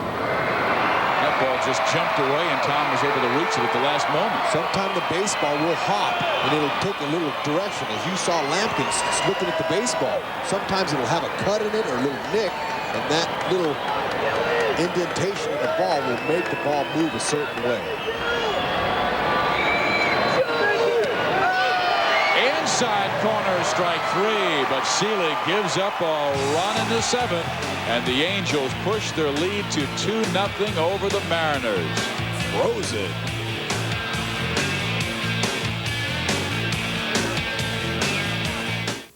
Tonight, Cake Online's Alan Mendelson is back with the best deals in town, from high-tech computers to brand-name appliances and more. Find out where you can save megabucks. You're going to save yourself $100 to $200. Check out Best Buys for the summer, tonight at 10:30 on Cake Online.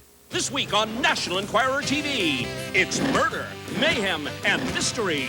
The Menendez brothers behind bars and happily married, and the Columbine Sheriff's Department is targeted for lawsuits. National Enquirer TV.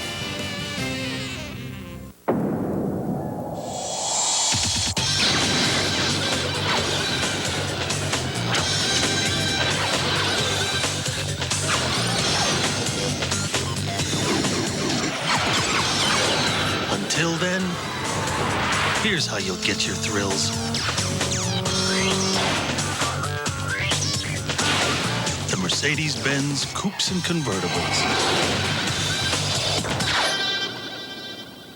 The Adventures of America's Most Wanted Hot Dog. The Wiener Schnitzel Chili Dog. How long can he survive the hands of fate and the mouths of children? Covered in a secret chili, every day is getting more dangerous. Especially now that a chili cheeseburger and a chili cheese dog are only $2. Yes, him and his tasty friend Bob for only $2.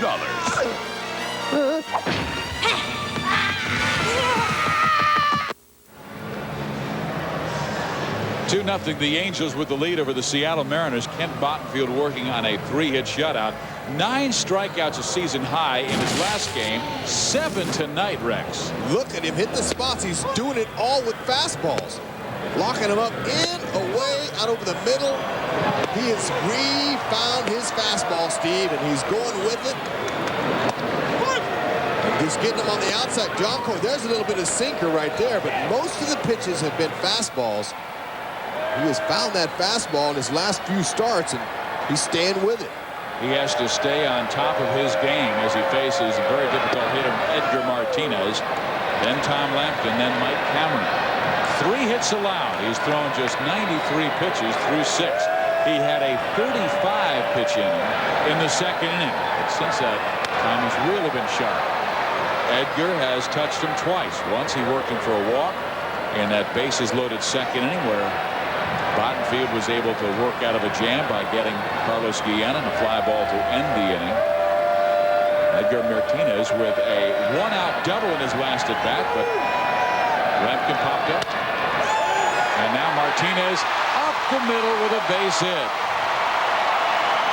When he took his first swing, he was hit. He was swinging for the right side of the field. So now he stays in the middle of the field with a base hit. Smart hitter. With men on base, he'll adjust his swing and try to go over the fence. But look at him. Keeps his head down. It's nice. His head stays down the ball, and Benji Gill makes a nice effort, but just not able to get it. So the tying run will come to the plate in Tom Lampkin. Lampkin twice has popped up to Darren Erstad. And Bottenfield has really had success against the lefties, working them away like he is approaching Lampkin here, and he throws strike 1. And I believe they'll stay right there. Fastball's away. I mean, Matt Walbeck did not even have to move his glove on that last pitch. Socia likes what he has seen from Kent Bottenfield, who came over from the St. Louis Cardinals. 1-1. Throw him a curveball once in a while. He's going to stay away with his fastball. What hitters will do is Lampkin's a pull hitter. They'll try to pull that ball that's a fastball. You either pop it up or you'll hit a weak ground ball, and that's what Bottenfield's ordering up here is a little double play.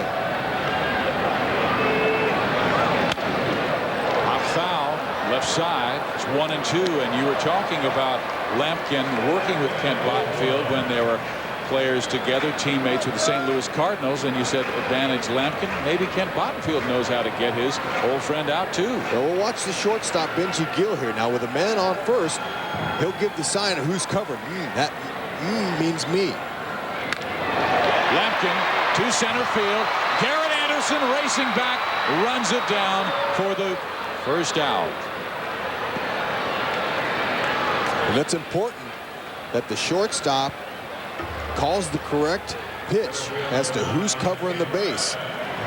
Now with Cameron, a speedy runner at the plate, fastball away, he'll say, open mouth to Adam Kennedy. That means he covers. Fastball in. Benji Gill will stay home because the tendencies of the hitter is to pull the ball to shortstop. So it's a cat and mouse game. It's kind of a guessing game. It's important on a hit and run. Mike Cameron pops it up, foul territory. Mo Vaughn will give a look. And I'm sure a lot of fans' questions might be, Rex, well, then just watching the infielders, the hitters watching the infielders move, do they know what They pitch? do. That's why you have to be careful as an infielder that you don't move too soon on the pitch. You can't give that away. Benji Gill's had some time. Adam Kennedy's a rookie, but he's well schooled, as Alfredo Griffin was one of the best shortstops in baseball, is the infielder's instructor for the Angels, and he's able to see if Adam Kennedy or Benji Gill is tipping off who's covering. There's Ron Renicky, and you can see them leaning. They're talking about the base runner right now and the middle infielders. Cameron fouls it back. Count goes to 1 ball, 2 strikes. Kent Bottenfield has gotten Mike twice in this game. Once looking in the second inning. Struck him out with a fastball that ran up and in on the same count. 1 ball, 2 strikes. And now Alfredo Griffin was telling Mo Vaughn to get off of first base and move back. And that will give Mo a little bit more coverage. And Alfredo Griffin was waving his arms to Mo, saying, hey, move back, get off him. Cameron pops it straight over our heads. The count will remain the same at 1 ball, 2 strikes. Bottenfield with 7 strikeouts. Struck out John Olerud for his 7th to end the 6th inning. Cameron will be tough to double up if he hits the ball on the ground.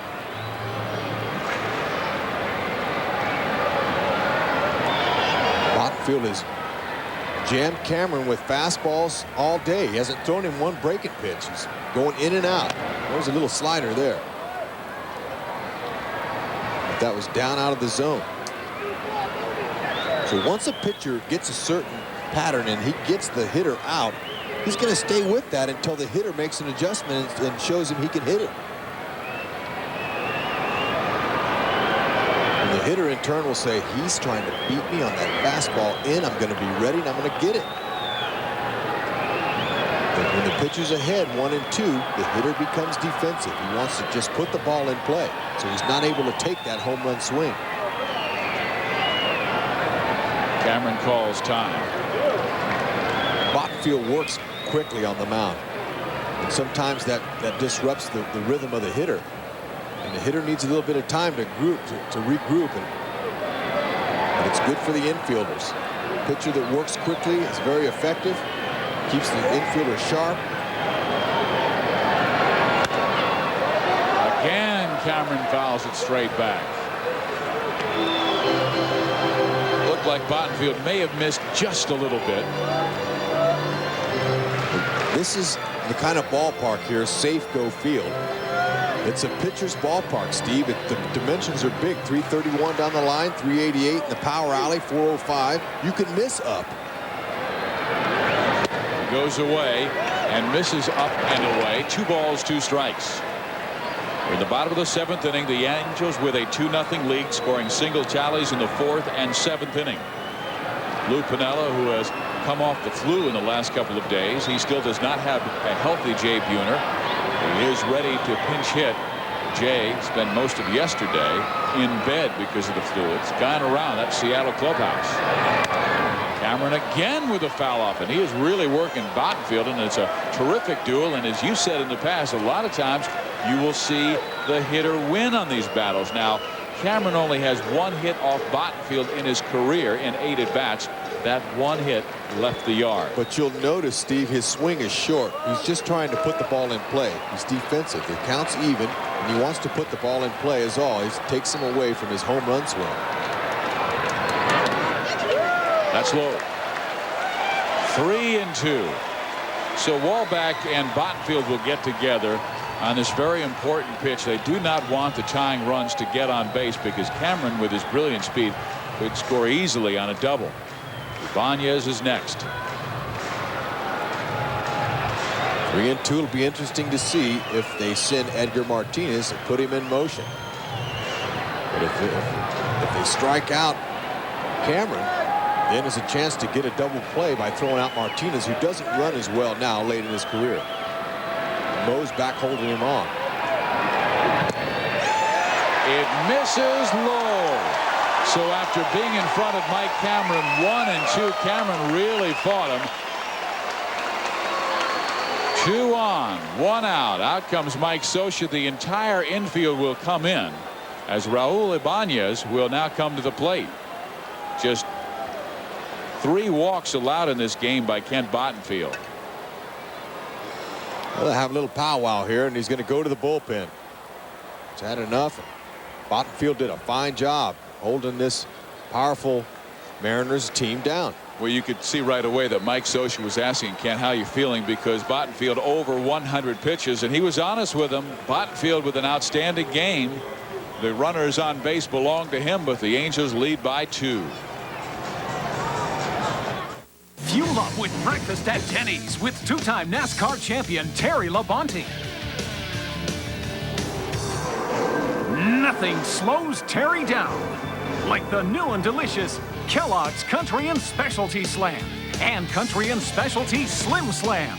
Try them and get your free game piece, and you could win a trip to meet Terry Labonte plus $25,000. Come on, Terry.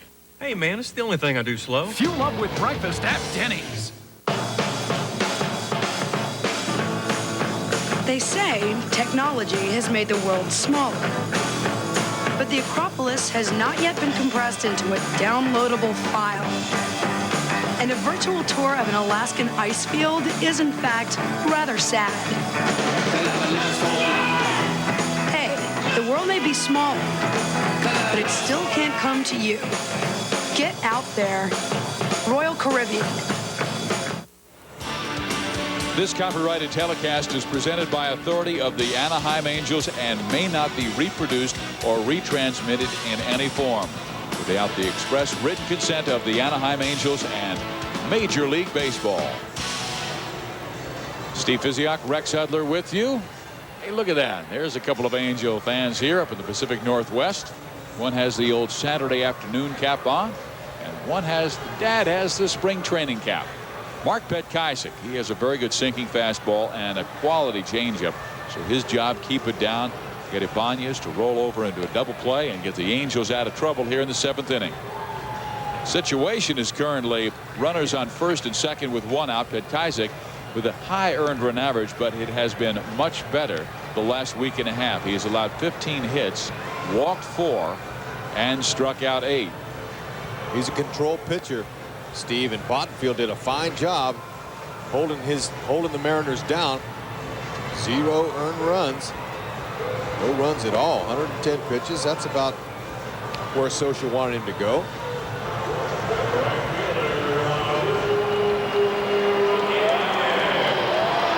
There's the score with the Angels on top.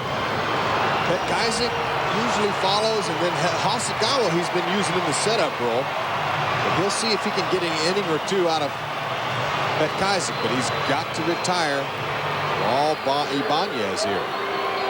Ibanez has walked and popped up to left field. 2 on. Ibanez goes after the first pitch and pops it up foul territory. Troy Gloss with room for the second out. Did that surprise you, Rex, that not having seen Mark Petkaisic in this game that he would go after the first pitch? Yes, you know, generally you want to kind of get a gauge on what the pitcher's throwing, what his ball looks like and everything, but he goes after the first one. He's zoning. He's looking for a fastball. The ball was up and it was kind of out over the plate, but he tried to pull it. And he knows it. He's not real happy about that, but Bottenfield and Petkaisic are. Now with runners on first and second, they can get an easy out on any base. Ground ball hit on the ball. It is the number 9 hitter, Carlos Guillen, who has really struggled this year. 5 hits in 40 at-bats, and his batting average now below 130. Edgar Martinez at second base. Mike Cameron at first base. Below average speed with Martinez. Way above with Cameron. Guillen, the hitter, he missed all last season with the knee injury, and that really hurt him. He came over in the Randy Johnson trade from the Houston Astros, and he's a very good prospect and has a nice future. But he got behind, and now this year he's having to play catch up. You miss a year, that's a lot. Has a lot to do with your timing as a batter. And he hurt his right knee last year, and sometimes when you overcompensate, when you come back from that injury, you put more pressure on the left side. He had a left hamstring injury in spring training. Well, Petkaisic has not thrown him a strike yet. There's that heavy knee brace. Ball 4 straight out of the zone. Now the tying run moves to second base. A base hit will tie this game by Mark McLemore. Dangerous hitter in McLemore, and Wahlbeck's going to talk about it. Just give him a little bit of confidence, pat him on the back. Bottenfield just waiting, hoping that Petkaisic can do the job. Because Edgar Martinez and Mike Cameron will both be charged to Bottenfield if they end up scoring. McLemore only at 208, but much more proven hitter than Carlos Guillen, who just walked. Ball 1, so that is 5 straight out of the strike zone thrown by Mark Petkaisic. Petkaisic with his sinker, slider, and a changeup. He's starting most of the hitters off with his changeup. As you saw that ball, a lot of good movement on it. Clutch hitter is McLemore. 6 in a row out of the strike zone. Well, Physioc has not allowed an inherited runner to score leading the ball club. But he's 2 pitches away from doing that for the first time, and in comes Benji Gill for a visit.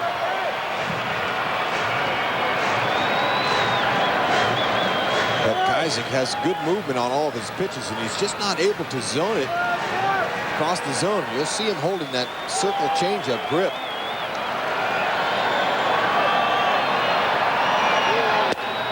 In there, 2-1. From the center field camera angle, you can see it looks like the ball goes away from the right-handed batter, and it does if it's a circle changeup. There it is. He holds it. He shows the hitter that. The hitter sees, okay, you have your changeup grip, but it doesn't mean you'll always throw it. 3-1. Okay, now the hitter knows he's got to throw a strike with the bases loaded and 2 outs, 3-1. The advantage goes to the hitter. And all Physioc can do is hope he hits it at somebody and not walk anybody. In there, counts full 3-2. And what Scioscia's telling him is, hey, get the out at first, because the runners will be running on the pitch, 3-2. They'll all start running home when Physioc starts the windup. And he plays to first. McLemore swings, knocks it up the middle. Kennedy has it. His throw just in time. And Mark Physioc works out of a bases-loaded jam in the 7th inning. And the Angels hold on to a 2-0 lead over the Seattle Mariners. Oh.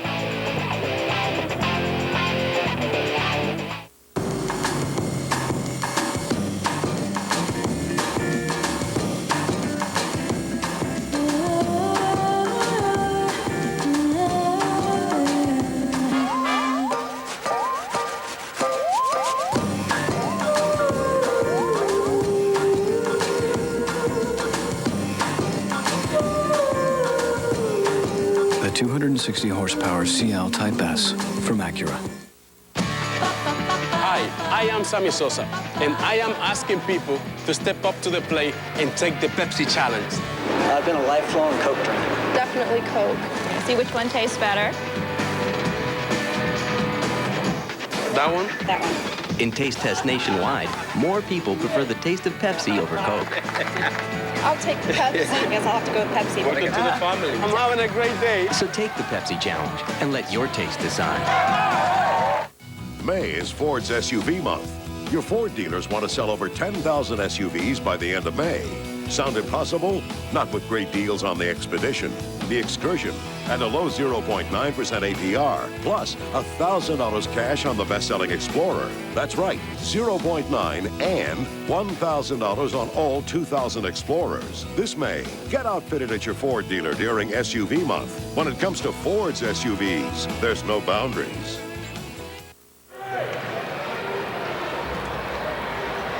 The Anaheim Angels with a 2-0 lead over Seattle as we start the 8th inning. The Angels trying to tie Seattle for first place in the American League West. And let's check out our Ford American League scoreboard. It's a final now. The Rangers have beaten Oakland 17-16. Whoa! Some pitching going on in that contest. I don't think so. Well, here is Darren Erstad, and he whistles one foul for strike one. Seeley's been doing a fine job tonight, Steve, as he's struck out Erstad 2 times.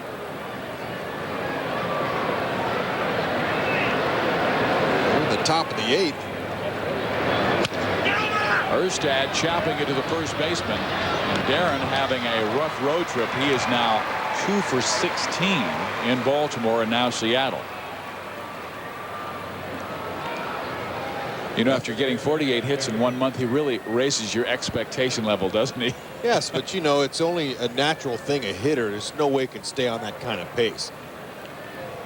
So he's doing a fine job on defense, and he'll start hitting again. And Adam Kennedy has cooled off a little as well, but you can see he's doing his part. 3 home runs already and 20 RBIs. Yeah, there's 20 RBIs for a number 2 hitter and a second baseman. Mighty impressive. But Kennedy and Erstad have both been in a bit of a slump. Just 4 hits in their last 33 at bats. He takes that in. 1 ball, 1 strike. Although Adam has hit it hard tonight. It's to be expected, though, Steve, because you can't stay on the mountaintop the whole year. So what you do is you tell yourself, hey, I'm going to go out on defense while my bat's slumbering a little bit, and I'm going to make the plays. And that's what you do. That's what Troy Gloss did so well last year. He had a great month of April. He struggled in May, but you never knew it by watching him play defense. And Adam Kennedy is doing very well defensively for the Angels in second base this year. Well, that was a quality play to end that last inning, because Kennedy throws out Mark McLemore by just a step with the bases loaded. McLemore beats it to the bag. It's a 2-1 ball game, and Seattle's still hitting. He lines that base hit left field.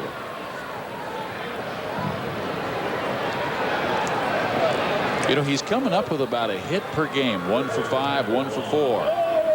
Hey, we would like to say a big hello to Nancy Mazmanian and her mom. A happy birthday to Nancy, who I think received a wonderful birthday present today by receiving good news on her mom, who has been in the hospital. Shirley, hoping you get well soon.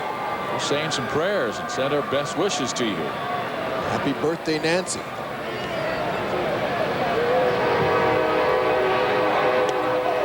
Fastball comes inside on Mo Vaughn. Another get well to VJ Lavero. Excellent photographer of the Angels and Sports Illustrated. He's recovering from a little surgery himself.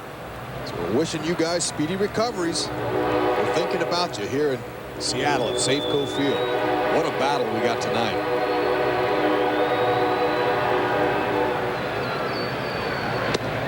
Vaughn takes inside as Seeley trying to get that inside corner. He might be beginning to tire.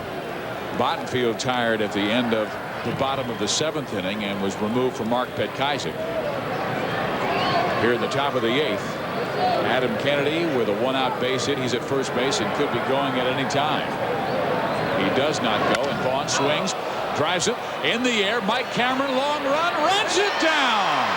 Oh, he has taken a couple of hits away from the Angels tonight.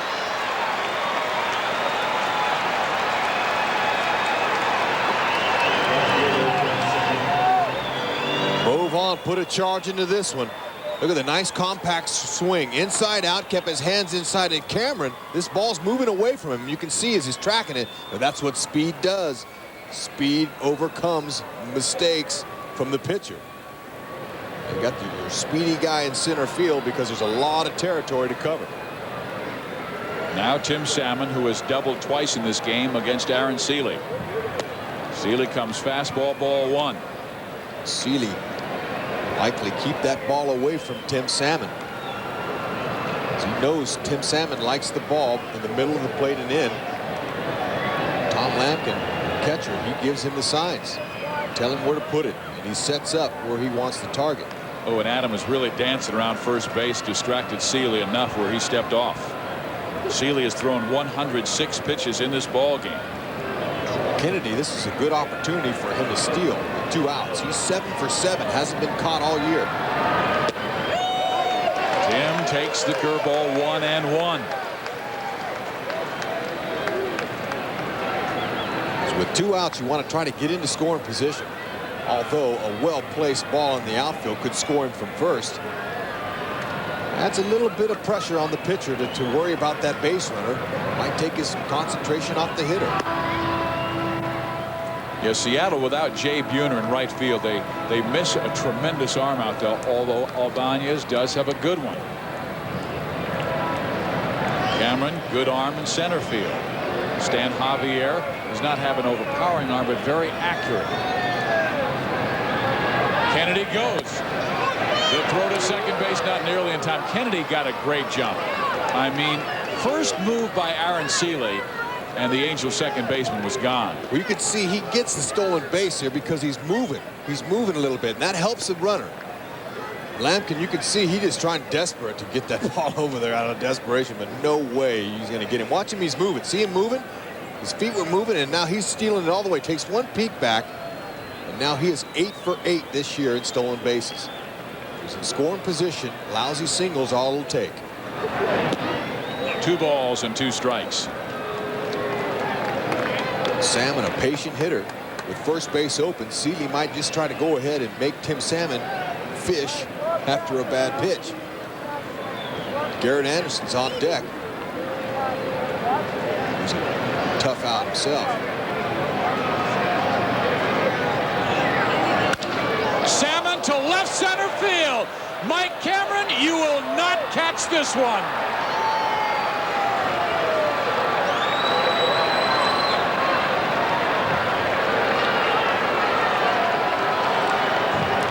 Tim Salmon waited for a pitch. Seeley made a mistake out over the plate.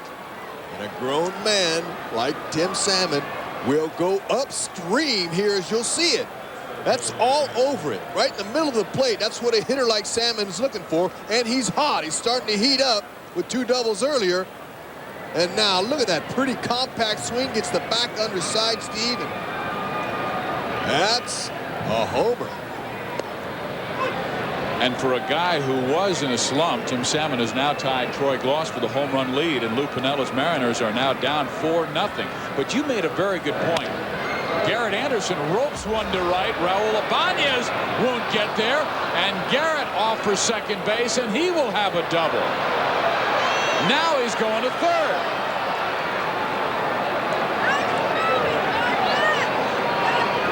But you made a good point when you said first base is open, Salmon is hot, the count's 2-2. Why throw him anything good to hit? It was obviously a mistake. He wasn't trying to give Tim Salmon a ball right down the middle, but when a hot hitter like that in first base open and it's a close ball game, you can't give a guy like that a pitch like that. And so he did, and there's 2 more runs quickly.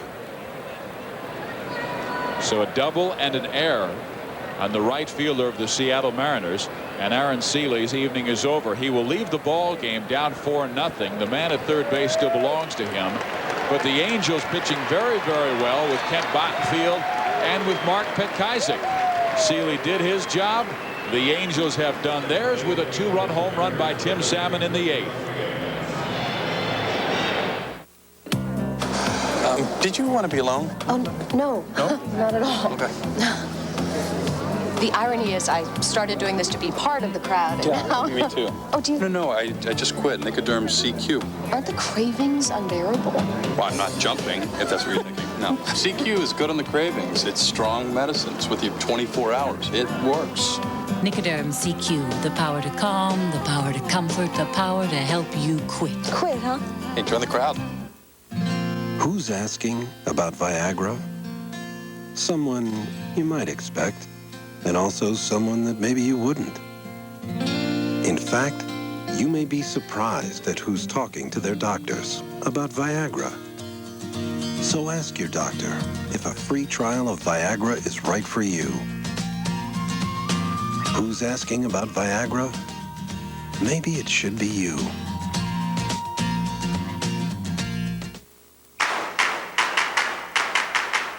When it comes to renting a car, there's really only one place to go. National gets you in your car and on the road fast. So what are you waiting for? National Car Rental. Let's go.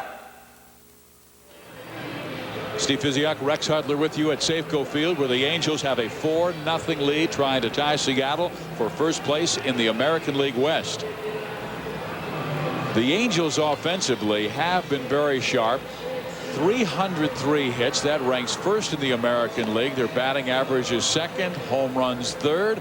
They have stolen a lot of bases this year compared to last year, where they were down in almost every single category. I mean, last in batting average in 1999, last in hits, last in doubles, last in on-base percentage, 12th in stolen bases.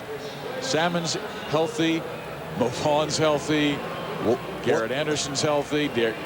It's been a different team. What a difference a year makes. And they changed all the whole coaching staff, and that's made a big difference. They traded. Bill Stoneman made a great deal by moving the star center fielder Jim Edmonds, and he filled 2 holes with 2 quality players, and that's what we're seeing. And it's interesting, too, Steve. Adam Kennedy and Darren Erstad were carrying the load the whole month of April. Now they've kind of cooled off, which is natural. And here comes Tim Salmon and Mo Vaughn heating up. And now a line drive base hit to right field. Anderson comes home. It is now 5-0 Anaheim. Frankie Rodriguez is the new pitcher. And I believe you can put Troy Gloss in that mix of guys who are again hot. He's driven in 2 runs in this game and now has 22 RBIs this season. Frankie Rodriguez throws anywhere from 90 to 94 with a fastball, curveball, changeup, and a split finger. Now Scott Spezio pops it a mile high towards the Angels dugout. They collide, but coming up with the baseball was Tom Lampkin, the catcher. But with 2 outs, 8th inning, Tim Salmon going upstream.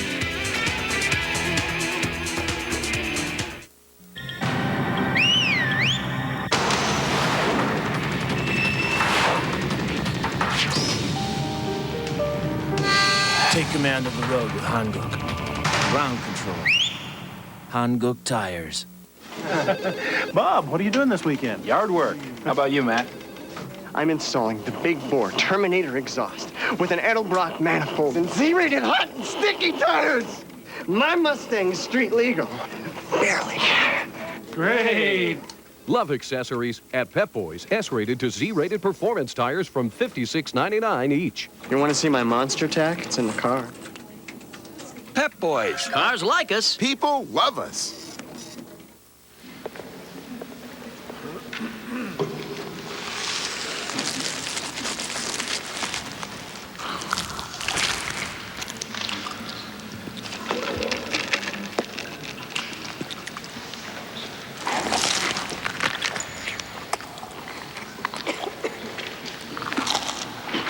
The Charbroiled Chicken Club.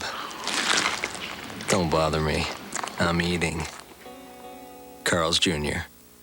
Closed captioning of Angels baseball is brought to you by I'm free to do what I want any old time.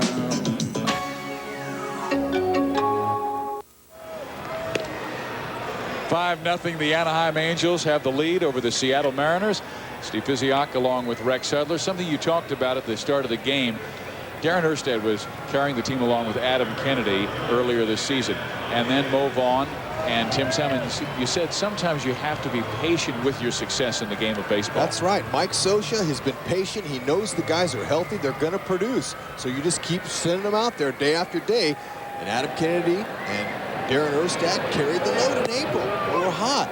Well, Tim Salmon, Mo Vaughn, Garrett Anderson, they all kind of were just getting their timing down. And now that Erstad and Kennedy have cooled off, which is okay, up they take the slack. Up with Salmon and Vaughn. Gloss is hot. They can all get hot at the same time. It's going to be a track meet. Stan Javier rips one to right field and deep and gone.